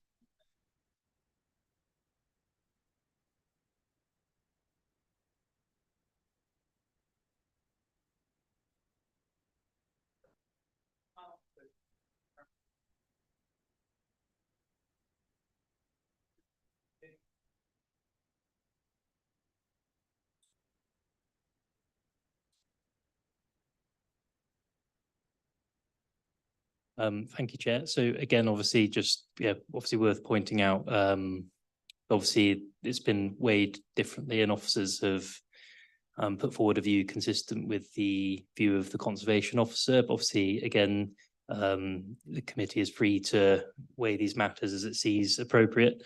Unfortunately, I didn't actually get around to finishing a heritage-based reason for refusal. So I might be more general.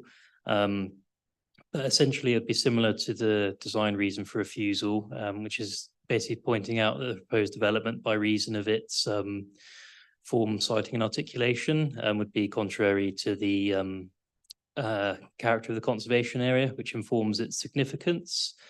And the proposal would thereby give rise to a so I suppose again it's up to members to calibrate the level of less than substantial harm, but from the conversations I've heard, it sounds like potentially a moderate degree of less than substantial harm to the setting of the conservation area with insufficient redeeming public benefits, and the proposal is therefore contrary to I think it's policies HE1, HE7 and BN2 of the local plan, and then also section 72 of the Planning Listed Building Conservation Area Act 1990. Sorry, that's a lot more rough. I didn't quite draft something. So are you accepting councillor Sharp's amendment? Yes. Thank you. Do we have a seconder? Councillor Barter.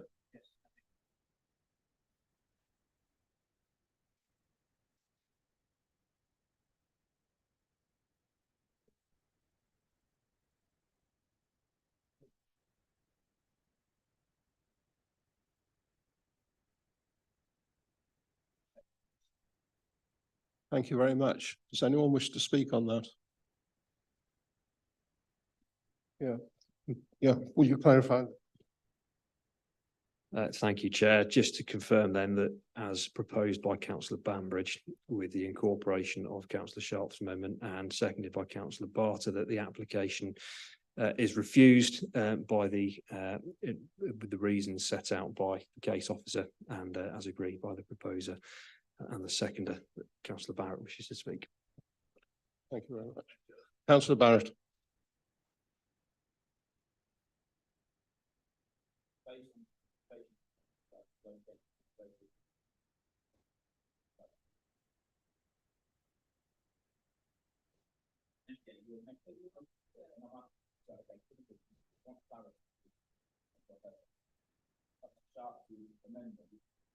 Based on conservation but is going directly against the conservation site.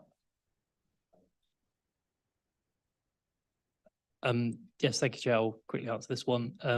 So yes, my understanding is that's the amendment that's put forward, which would be the third reason for refusal dealing with heritage matters. And yes, as you observed, the conservation officer hasn't objected to the application.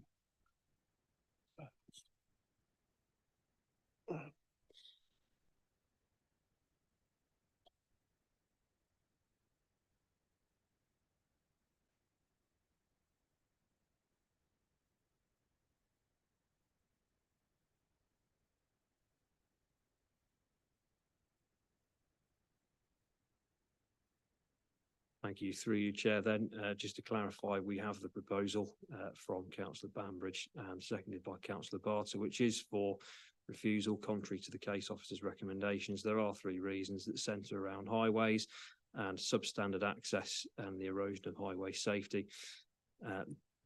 The unacceptable harms to the conservation area and the reasons set out, Chair. Thank you. Thank you very much. Councillor Sharps. Go on then.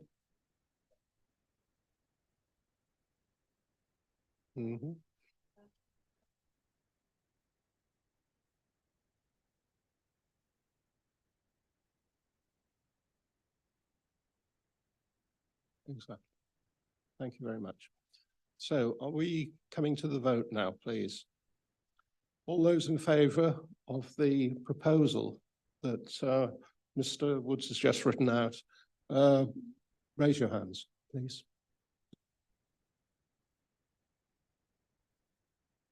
Those against? No, abstained. Thank you very much. The revised recommendation has been to refuse the application for the reasons given. Thank you. We'll have a short break now for about 10 minutes, please. Thank you. Back 1:45.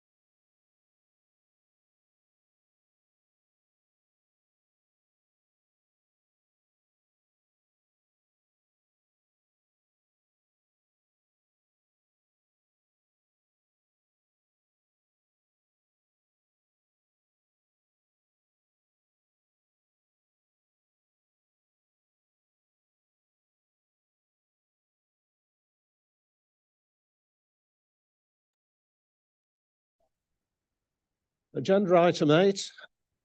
Spring Hill House, Cliftonville, Northampton. Mr. Weeks. No, sorry. Case officer, please. Yeah, it's Andrew Holden. Yeah. Okay. I'm just going to the Apologies, Chair.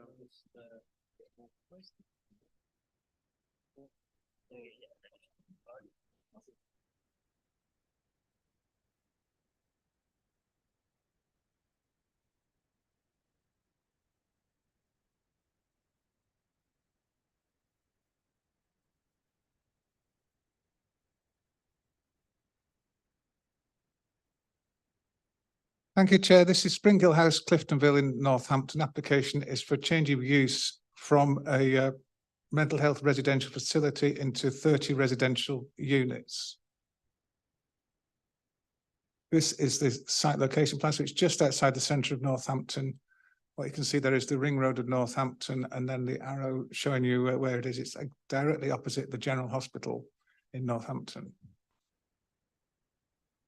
And there's an aerial view of the site, so you can see there to the south on this aerial plan, the listed building itself, and to the rear, the very significant extensions. And then we have it in an aerial view closer up. So what you see to the front of that is the listed building. What you see to the rear is extensions approved in the 1990s when it was actually part of the Northampton School for Girls at that time. It then later became a care facility. And there we have close-up of the listed building, the frontage itself, and some examples of the interior. So it does retain some original features, fireplaces mainly. There's also a staircase and wooden cladding in one of the rooms. Turning here to the site plan, what you can see from this is the layout of the site and the car parking, which would be slightly increased from what is there at the moment. And the floor plans, again, the listed building is to the front of this plan. So that shows the ground floor into 2 flats. That does mean some subdivision of the listed building. Obviously, it was originally 1 house. It's now proposed for the listed building to become 4 flats. First floor, another 2 flats. And the top floor is just the extension to the rear that's turned into flats. On the elevations, very limited changes to the elevations. There's a few windows in the listed building to be opened up where there's a blocked window. Some to become obscure glazed. And on the extension as well, very few changes, a few windows where there's not a window to give light to some of the flats, but very limited external changes. So that seen as being not an impact. It is also in the conservation, I should say, not an impact on the conservation area, not an impact on the character of the listed building. Some more of the elevations there.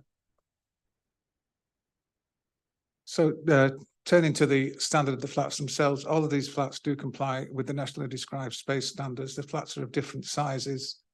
We've got pink is a studio flat, blue is a 1-bedroom flat, and green is a 2-bedroom flat on this plan and on the other plans. As far as the neighbours go, it is, as I say, opposite the General Hospital. There is a residential building to the side, which is flats. Because the changes are so limited, there's no impact on those neighbours. Physically, it's the same size building as it is now, so that's not going to have any more overshadowing. There's no overlooking because of the design of the windows. The only windows facing those neighbours look onto a car parking area. Go back to the site plan, did mention parking briefly. The parking doesn't meet the adopted standards. It falls quite far short of that actually, but the highways do not object to this. Where it is opposite the General Hospital, the view is it's most likely going to be people working in the hospital who are occupying the flats, and also the character of the area. There's a lot of parking restrictions around the site because it's by the hospital. So any sort of excess cars are not going to be causing a problem on the highway. It's also worth noting it's not in a generally residential area where people are parking on the street. So nobody's going to be taking what might be seen as somebody else's parking spot. The other main thing to mention on this is it is for 30 units. Normally there would be a Section 106 agreement, and that would include affordable housing. In this case, it's been argued that it's not viable. The scheme is not viable enough to pay for that, or indeed any Section 106 contributions. So That was supported by a viability assessment that's been assessed by an independent assessor and been found to be correct that it is not viable. The scheme wouldn't be viable, sorry, with any of these Section 106 contributions. It is still liable for what we call a SAM payment, strategic access management and monitoring for a nearby nature area. And that payment has in fact already been made. So that has to be made before it's approved, that has been made. The only other thing I would wish to do is just to draw members' attention to the addendum condition 13, that is a proposal to slightly amend that. That deals with security measures, just to say that those should be retained in perpetuity. That's all I have to say for now, Chair. Thank you. We have Jonathan Weeks who wants to speak here.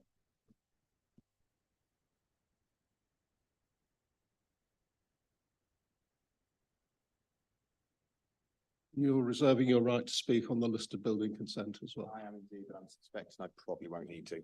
Yeah.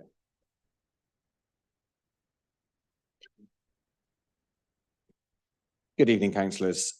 This submission has followed proactive engagement through pre-application discussions with the council and then dialogue with the council during this application to secure amendments to the scheme to both the planning and the listed building applications. This collaborative work has led to the ability for a very sensitively designed scheme to come to you tonight with a recommendation for approval. The site is in a sustainable location. It's actually very close to the town centre as well. So it's got access to everything without the need for a car. And it has no specific land designation use in the local plan. So its use for residential is in accordance with your development plan. The proposal incorporates a change of use of a redundant mental health institution. There's no prospect of it being reused for the consented use. It doesn't comply with the current standards, and it stood vacant for a number of years.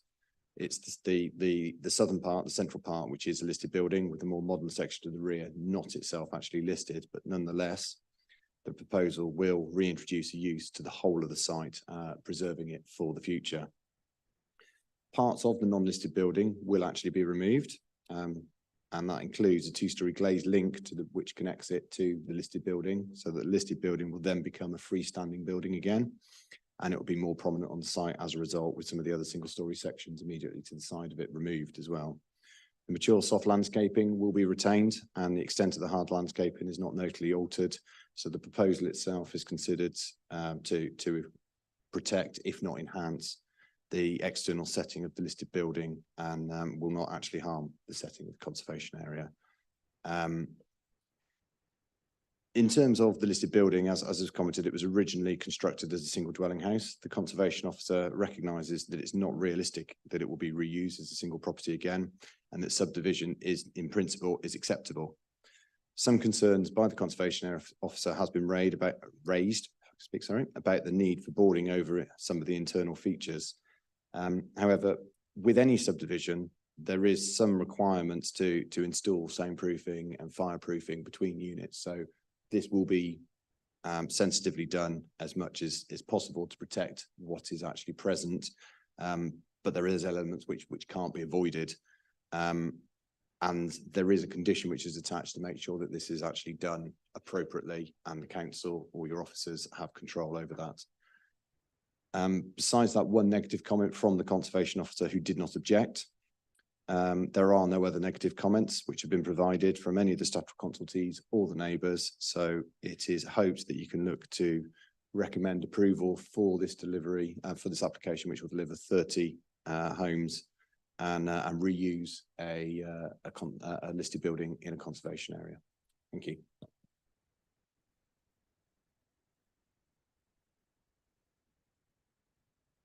Thank you, Chair. Not locally perceived ideas before, well, get better understanding. These properties, are they for sale?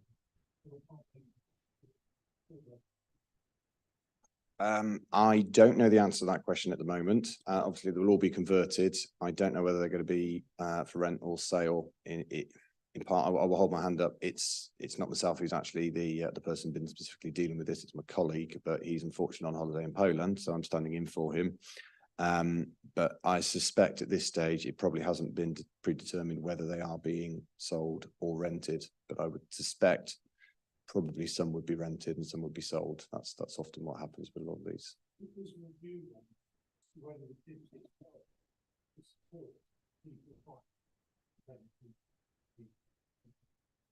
As far as I'm aware, as far as I'm aware, there is nothing which is specifically being said by ourselves or from the council officers that this will be used as nursing accommodation, for example. I think it's more the point that because of its proximity to the hospital, there is a strong likelihood that some of the people who work there would want to live this close to it. Mhm. If it's for people working locally, you understand the need to adopt and provide parking. If those people are going to work in town, then I think obviously, just to clarify that, we obviously can't control who eventually will live there, but we are talking about a site which is in a very central location. You can walk to every facility under the sun in Northampton from this position without needing a car, and you've got public transport and various options for employment. So it's not only for people who actually work in the hospital who would not need to have a car to access a lot of these things. And I think particularly with the rise, particularly since COVID, with home deliveries of shopping from supermarkets and things like that, the need to even get some of the more bulky journeys which traditionally used to occur by car just aren't needed anymore. Regards to the valuation process, what do you actually say? It hasn't been decided whether in fact they're for sale or for rent. So how the heck does it the valuation process if you haven't made up your mind whether you sell or rent? Do you mean validation or do you mean valuation and the viability? So I think you mean the viability. I was just checking that we weren't talking at cross purposes. I'm not a viability expert, but obviously in terms of the figures which get plugged into these, there is a number of assumptions which need to be made. But there are professionals who obviously deal with this and put it in, and it is verified by an independent consultant appointed by the council, who has confirmed that the viability assessment which has been undertaken is reasonable and confirms that in this instance it can't actually provide the affordable housings and the other contributions which are necessary.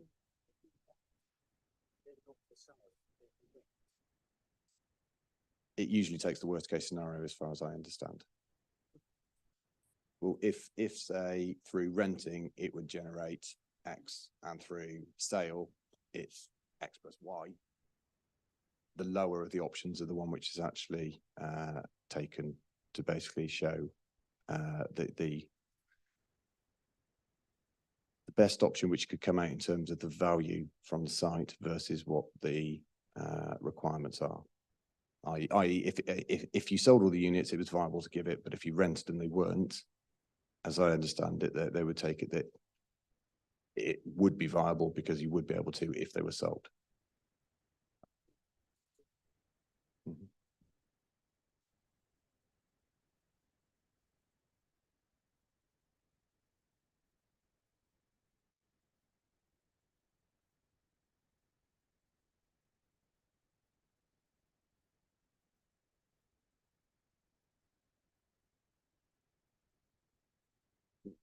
In terms of the financial contributions, no. In terms of protecting a listed building and reusing a central piece, then certainly they do. But I appreciate the point of what you're making there, yes.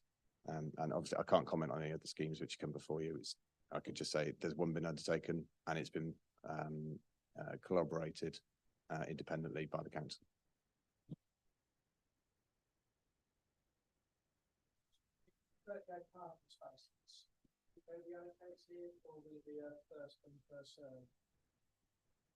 They typically would be allocated effectively one per unit and then some visitor spaces.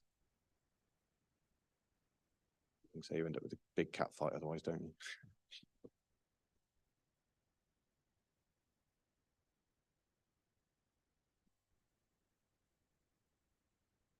Yeah. Do officers wish to come back on any of that? Thank you, Chair. Just taking the points I've made in order. Talk about the need for soundproofing cladding, that was a concern of the conservation officer. And I say one of the rooms does, in particular, does have historic panelling in it. There's a condition on that says, notwithstanding the submitted plans effectively, that we want the final details of how that insulation is going to be fitted, so that could potentially save that paneling, but they put in a different room, keep the panelled room more as it is. But that is to be considered by condition. The conservation officer will have the chance again to agree those finer details. As far as whether the units are for sale or rent, we're looking at an application for flats. Whether they're for sale or rent ultimately isn't a concern in planning terms.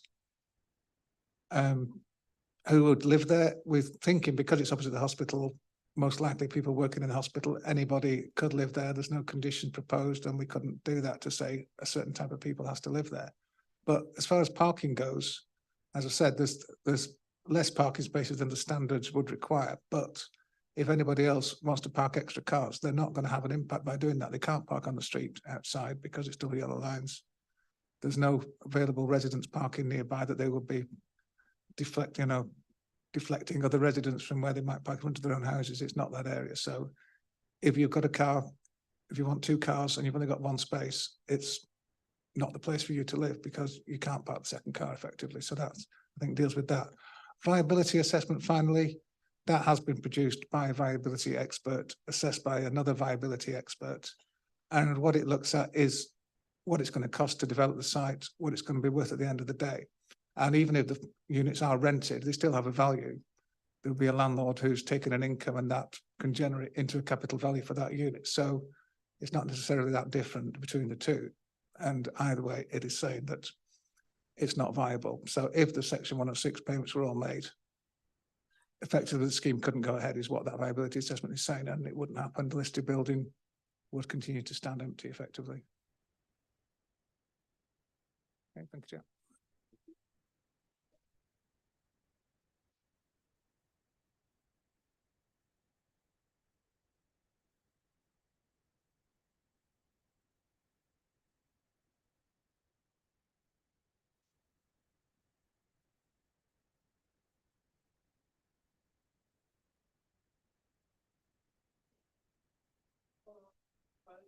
I asked this question really because it includes those having had one in my own house, and when they then purchase or rent, they are not quite sure what they can do and cannot do. Particularly when I mentioned the fact that I just wonder what the clarification would be for that. The building will stay as a listed building. So this is listed. I mean, I should have said there's a listed building consent application separate to the planning application. You'll be voting separately on that. It remains a listed building, and the future residents of each of the flats, if this is approved, would be living in a listed building, and they would need listed building consent for any significant alterations.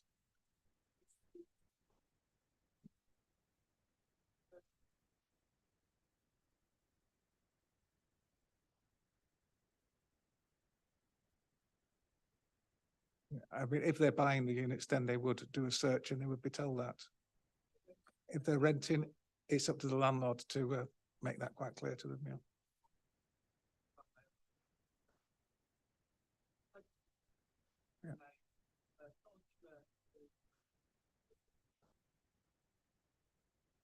Are there any further questions to officer members? Oh, post the comment. Yeah, obviously, I'm always disappointed when there's no good houses, but I'm mindful it's take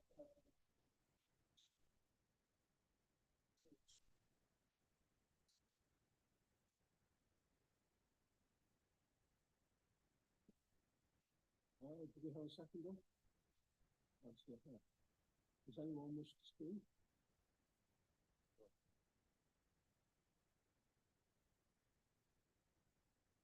Thank you. And through you, Chair, just to come back to the case officer's point, we have two applications here. We are dealing with agenda items 8 and 9. The first obviously is to accept the officer's recommendation on the outline application 2023-0716, which is proposed and seconded. Do the proposer and seconder accept the the recommendation on the listed building consent, which is 2023-0705. Is that seconded as well? Okay. In that case, Chair, we will need two votes on this. The first one on the outline application, the second one on the listed building consent. Thank you, Chair. Thank you. On the outline application, all those in favour, please show. Unanimous. And on the listed building consent, all those in favour, please show. Thank you.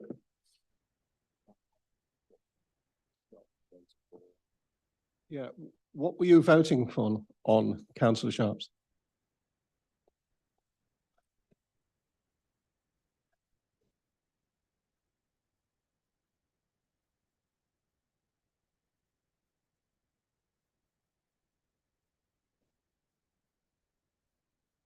What we could do through you, Chair, is we could just put an informative on the list of building consent to say that each alteration within each individual property may require a list of building consent. We could add that on. Yeah, yeah. Can we take that vote again, please?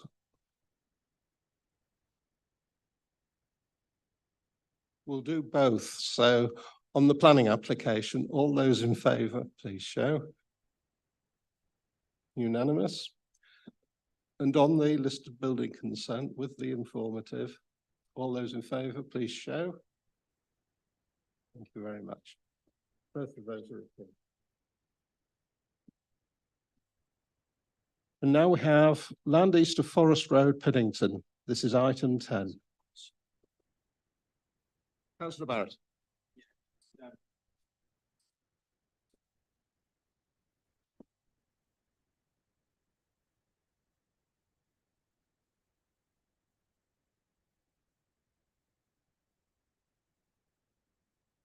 Thank you very much. Thank you. Item 10, Piddington. Yeah, just organised.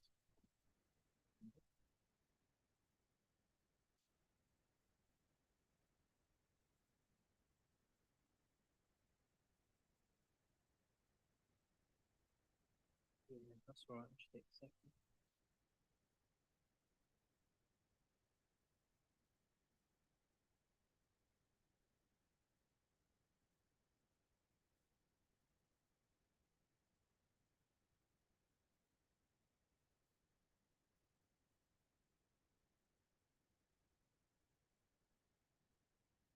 Thank you, Chair.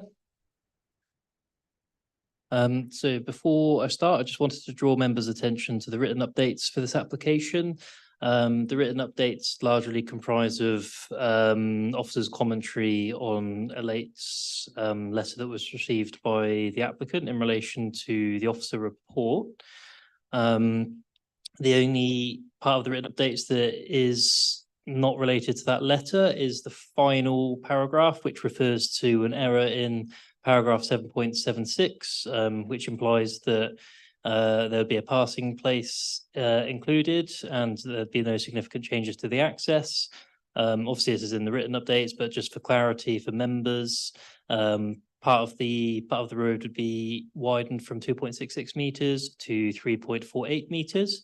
And a 2 meter wide footpath be included on the eastern side of the road, whilst the access point would be widened to 5 meters. The access obviously being the existing agricultural access members will have seen on site.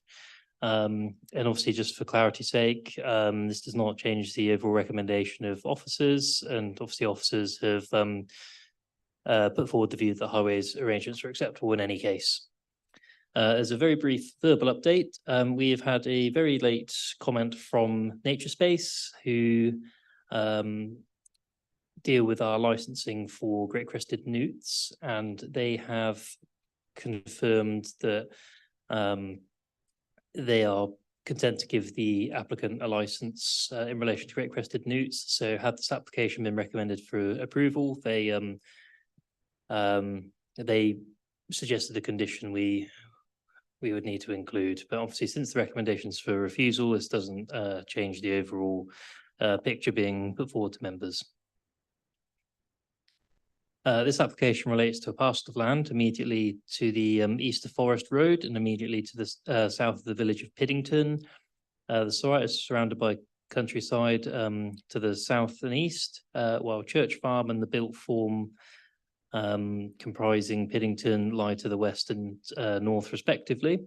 The site itself is also within open countryside as it lies to the south of the settlement confines of Piddington, which terminates at the curtilage of the houses which abut the northern boundary of the site. A public right-of-way runs along the site on a west-east axis near to the southern boundary of the site. That's included on the committee plan, so members will be able to see it more clearly there. Obviously, members would have the opportunity for a site visit, so I shall whiz through the photos. This is taken from in front of number 97, looking towards the site. So the access is approximately here, and you can see Church Farm and distance at the end of the track. This is numbers 97 and 99. The site just lies just beyond number 99. This is the existing agricultural access, picture taken from Forest Road. This is just a view sort of further to the south of the agricultural access. So if you just carry on walking beyond it and then looking back towards the north, obviously you can see some of the built form comprising the village of Piddington there. This is from the same spot, just looking slightly to the west. Obviously you can see a church spire in the distance. This is a view of the access to the bridleway taken from Forest Road. So members will obviously be able to see exactly where this lies on the committee site plan. This is a photo taken of Church Farm at the bottom of Forest Road. This is where it transitions into a bridleway which continues on to Salsey Forest. This is the dwellings that lie immediately adjacent to Church Farm and opposite the site, obviously. This is some of the buildings associated with the existing equestrian use on the site that lie along the western boundary. This is just a view towards the southern boundary of the site taken from the site. This is looking east. You can see obviously some dwellings there in the distance, but also buildings associated with the existing agricultural use. This is looking northwards, so obviously you've got number 99 closest to the site here. This is the proposed plot parameters. So obviously this also relates to the design code which has been submitted, so it shows the parts of the plots which are developable. So this is broadly where you can expect a built form to be located on each plot. This is just an indicative layout. So the appearance is a reserved matter. So this is purely indicative of what it may look like. And then, again, this is a master plan, just showing a few more details there. You can see the bridleway here, and obviously it's self-explanatory because I've included the legend. But you've got a wildlife corridor down here, public open space, wildflower meadows here, and then planting along here. There's also some ornamental planting proposed in places. It's a proposed landscape plan. Obviously, I don't expect members to read all of the captions, but it's just to give you a sense of what's being proposed. This is the aforementioned widening of the access. And also this aspect of Forest Road. This is the footpath here.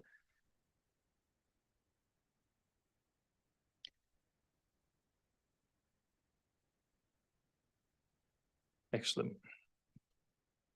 So this is an aerial plan which helps to illustrate the context of the land subject to this application. Just for clarity, this application is only seeking outline permission for 11 plots for self and custom build dwellings, with the appearance as the only reserved matter. As you can see from the previous plans, the dwellings would surround a private estate road which would extend on a north-south axis. And as you can see from these drawings, the rest of the site would remain undeveloped. So I shall take you to the committee plan, which shows some of the constraints around the site. The trees on the western side of Forest Road are subject to TPOs. You can see the village confines here, which the site abuts. And then obviously you've got the bridle way that runs across the southern portion of the site here. Planning officers consider the proposed development will fail to comply with the requirements of local policy and national policy, which seeks to direct development to the most sustainable locations in the district. There's the view of officers that the site is located in an unsustainable location. Officers consider that there's insufficient positive material consideration to outweigh the conflict with the development plan. Officers therefore recommend the application is refused. Thank you, Chair. Thank you very much. We have Mr. Maswooly to speak to us as a local resident, and he's an objector.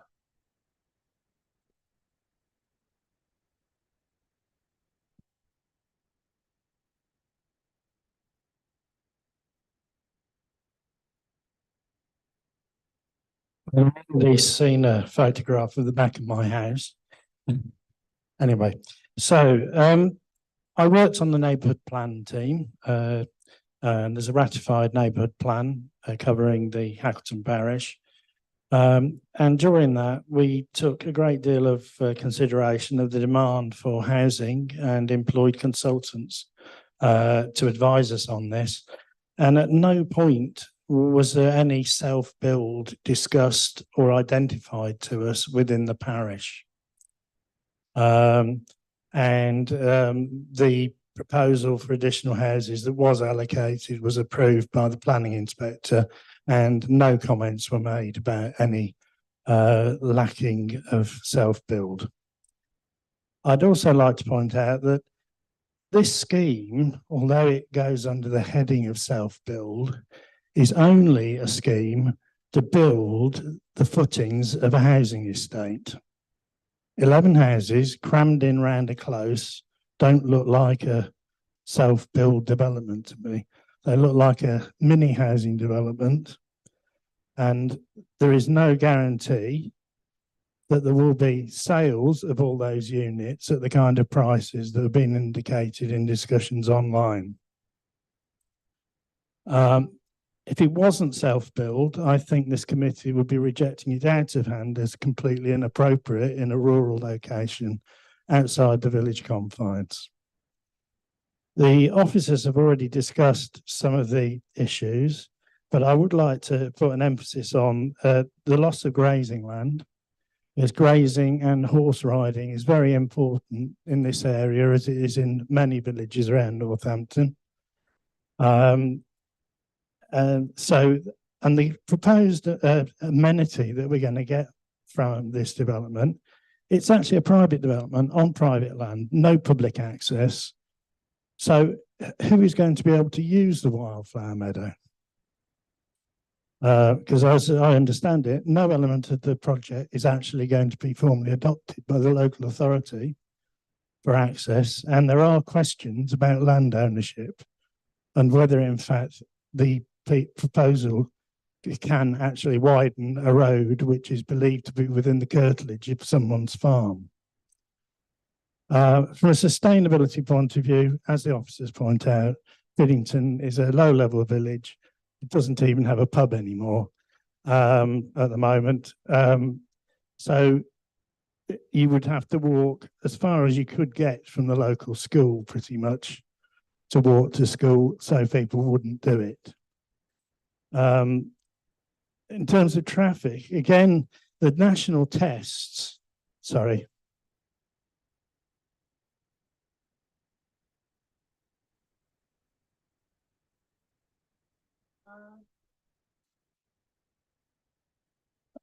I am not an estate agent, so I couldn't tell you directly. My belief is that there have been for sale boards up in front of properties within the village for some time in some areas, whether that's people asking for more money than the market will pay them at the moment. It's certainly not the kind of market it was 2 or 3 years ago when a board would go up and come down within a day or two.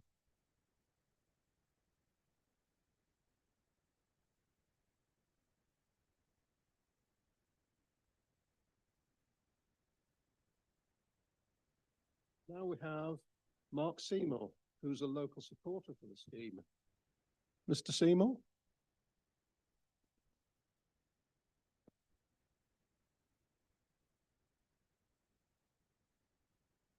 Thank you very much.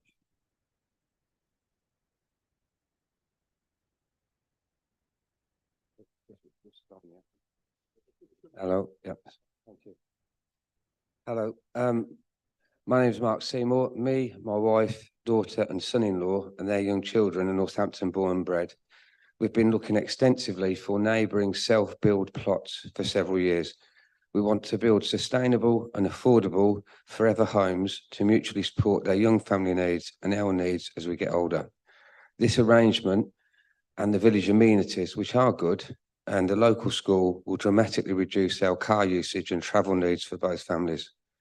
We are registered with all estate agents, look online extensively, look on the National Plot Finder and regular visitors to the National Build Centre.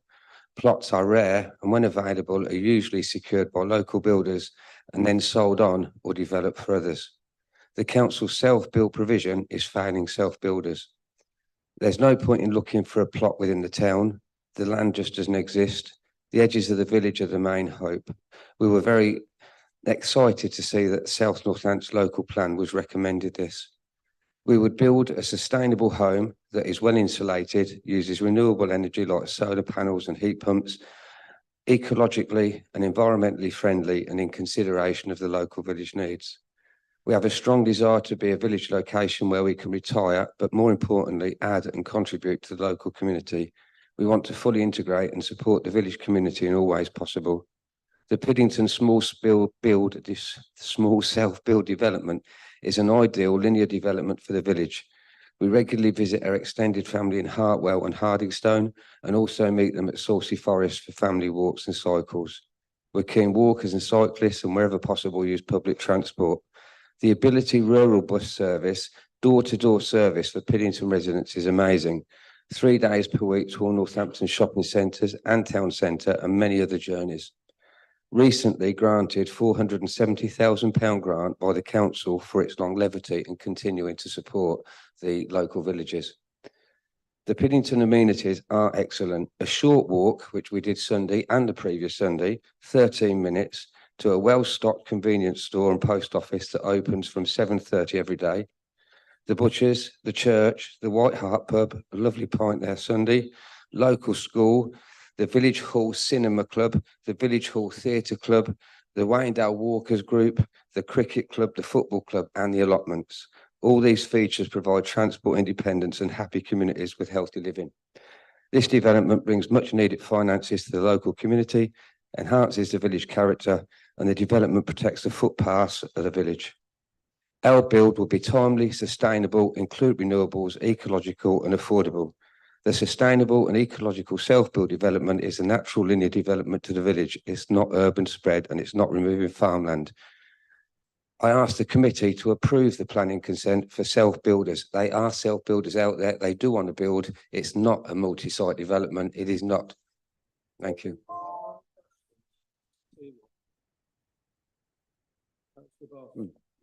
Just to confirm, you said things you've done on the Mm-hmm. I don't think you mentioned being on the self-build register. Yes, we have been for several years. My son-in-law and my daughter have as well. He runs a small electrical contract business. He's got his fingers with developers trying to find one. We're registered with 12 estate agents. Yeah. Okay. Yeah. Thank you very much. Any further questions for Mr. Freeman? When you can just clarify the relationship of yourself or the family to being able to do the self-build Sorry, if I understand it right, we registered several years ago. We were limited finance, as is my son and daughter-in-law. We looked at a way we could build an ecological, affordable house for the future. So that's when we found out. We went to the National Self-Build Centre at Swindon. They explained it all to us about how you had to join the self-built register. They explained to us about the requirements. Then we came back. I didn't even know about it. Then we came back to Northampton and we registered there and then on the self-built register. under what, parameters? Are you able to start to Oh, I think you're referring, do I live locally? Is that correct? Yes, absolutely. We live locally. And I think it's part one and part two. I'm not certain of the numbers. My wife did it, but yes, I mean, we've got 3 generations in front of us. I'm a neighbourhood watch coordinator locally, a treasurer for a local church, I coach for Northampton. Yeah. Any further questions for the team? Thank you very much. Thank you, Chair.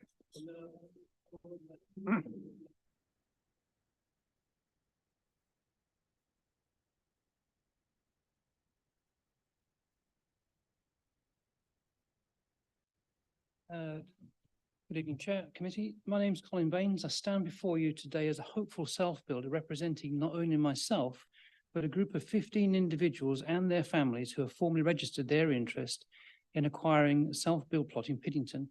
There is a list and it is easy to check. Additionally, I speak informally on behalf of the 449 individuals as of April 24 who have signed up to the Council's local self-builder register since 2016. All eagerly awaiting the opportunity to build their own homes.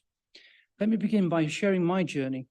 Like many of you here, I have dreamed about building my own home, a place that reflects my values, meets my needs, and contributes positively to the community. However, finding a suitable service plot has been a significant challenge. The national house builders seem to have no trouble finding land with the council, but for self-builders like us, the options are very, very limited. Piddington, with its picturesque surroundings and strong sense of community, emerged as an ideal location for our self-build aspirations. But now, despite the council's acknowledgement of the demand for self-build plots, a new obstacle has arisen. Suddenly, it's about sustainability and reliance on private transport. Allow me to address this misconception. Piddington is far from an unsustainable location. On the contrary, it offers unique opportunities for sustainable living. Imagine being able to safely walk or cycle to your local services, connect with friends and family, and enjoy leisure activities and outdoor pursuits, all within reach. With the proper planning and infrastructure, we can create a vibrant, pedestrian-friendly community where cars are optional, not essential.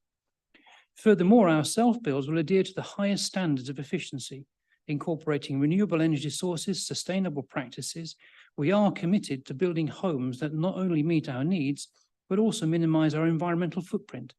Just like the Grand Designs TV show, my own proposed Potton Sips home will be erected in just a few short weeks, as it's made in a factory just in the outskirts of Bedford.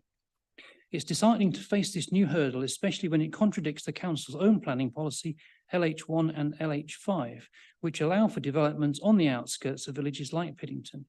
This refusal, based on perceived unsustainability, is unjust and illogical. There is an ability bus service available, which will be prepaid service for the self-builders for the next 10 years. In addition to the £470,000 the council has recently given, it's clearly worth more than zero wait when it's granted. In conclusion, I urge the council to reconsider and approve our proposal by granting us the opportunity to build in Piddington. You're not only fulfilling the dreams of aspiring self-builders, but also fostering a sustainable, thriving community for generations to come. Thank you.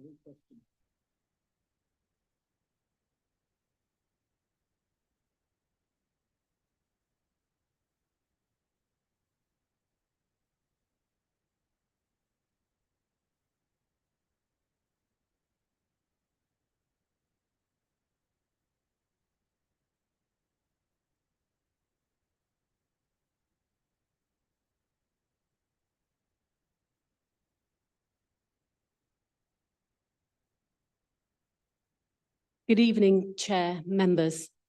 I'm Becky Brown, a director of SF Planning Limited and Chartered Town Planner.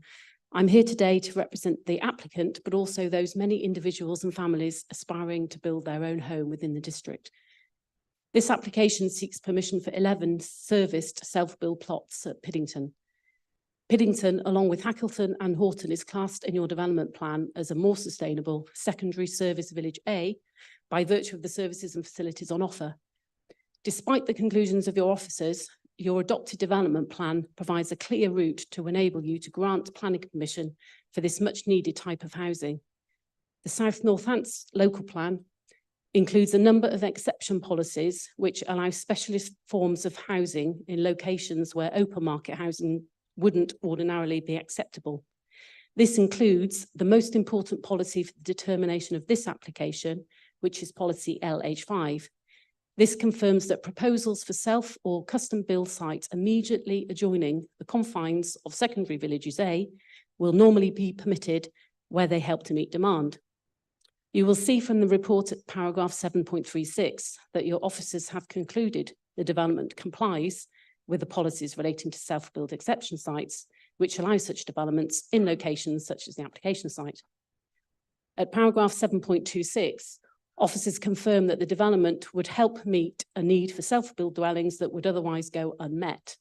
And at 7.27, confirm that the Section 106 legal agreement will ensure prospective occupiers would have a local connection. Furthermore, a design code, as required by that policy, has been submitted and is accepted by officers, reference 7.29. This will help to guide individual self-builders' layouts and designs within each of the plots and thereby ensure consistency within the site. This proposal is fully compliant with your self-build exception policy, and granting planning permission today will help the council to meet the significant deficit in service self-build plots.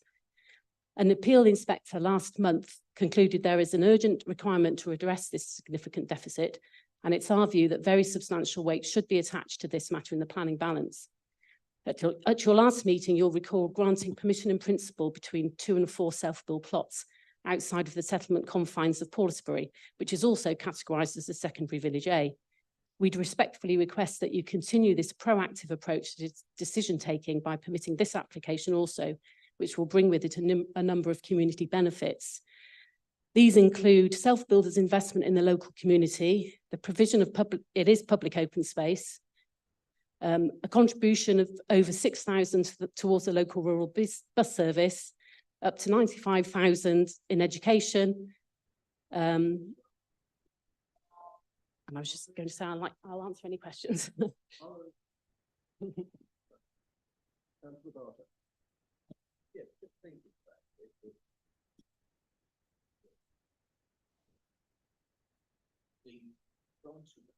costs according to this act is a private.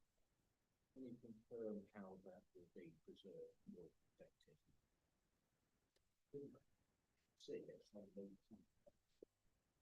I think it was on one of the plans that the officer showed you. It goes across the southern part of the site, which will be within the public open space. And there's connections from the plots, the developable area, into the bridleway. Okay, so your house is attached to that? No. Thank you, Chair. With regards to self-build, what do Lansdowne agree with this? I mean, speaking for SF Planning, we're the agents on behalf of Landstrom, and Landstrom, the applicants here tonight, they're basically a facilitator of self-build plots. So they, across the country, have a number of option agreements and promotion agreements with owners of sites to facilitate the delivery of self-build plots by engaging people like us and the whole team, consultant team, to secure planning permission. And then obviously they market them to the self-builders, 2 of which are here tonight.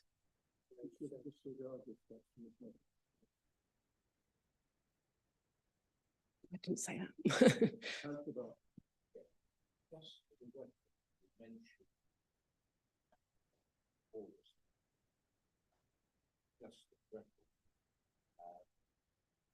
Objections to that, objections were about access to so we expect that application.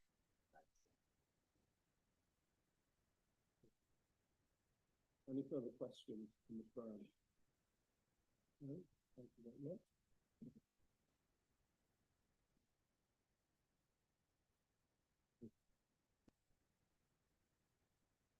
You wish to come back, officers, on any of that? No, I don't think so. Thank you, Chair. Thank you. Well, who would like to start the debate? Councillor Bambridge.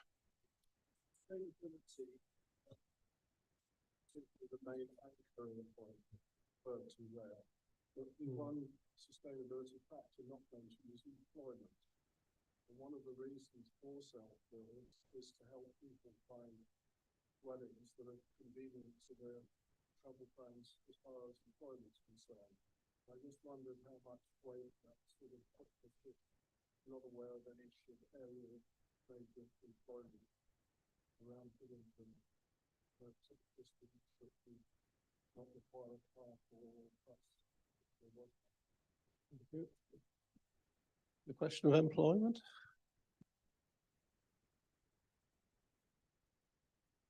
So employment is one aspect which informs the overall sustainability of the site.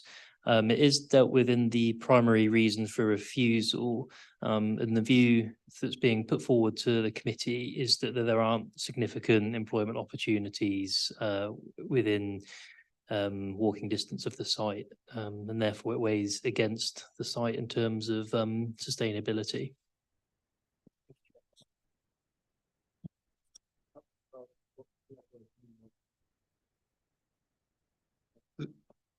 All right, for me to answer. There's quite a lot of different matters which feed into an overall picture when it comes to sustainability, and some matters attract more weight than others. So, for example, access to employment and public transport links, attract more weight, as does access to key services and amenities, such as a local shop, where people can, even do a top-up shop whilst they, even if they aren't able to meet all of their needs. And then there are matters which attract lesser weight, such as proximity to public houses and allotments and other things like that. So, and obviously schools are a key one which attract a lot of weight as well, whether there's a school within walking distance or indeed within the same settlement. So it's hard to sort of provide an exhaustive list, but there are things which attract more weight and things that attract lesser weight in building an overall picture. And I hope the report on reason for refusal picks out some of those key strands for the committee to consider.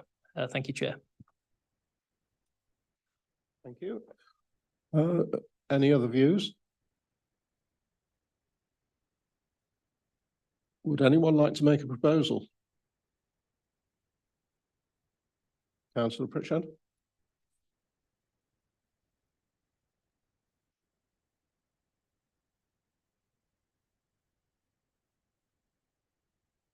Thank you very much.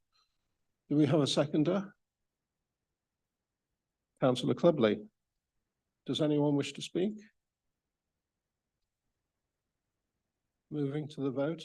All those in favour of the recommendation before us, please show. Unanimous. Those against? Any abstentions? No, thank you very much. And with that, there is no urgent business, and I close the meeting at 8:00.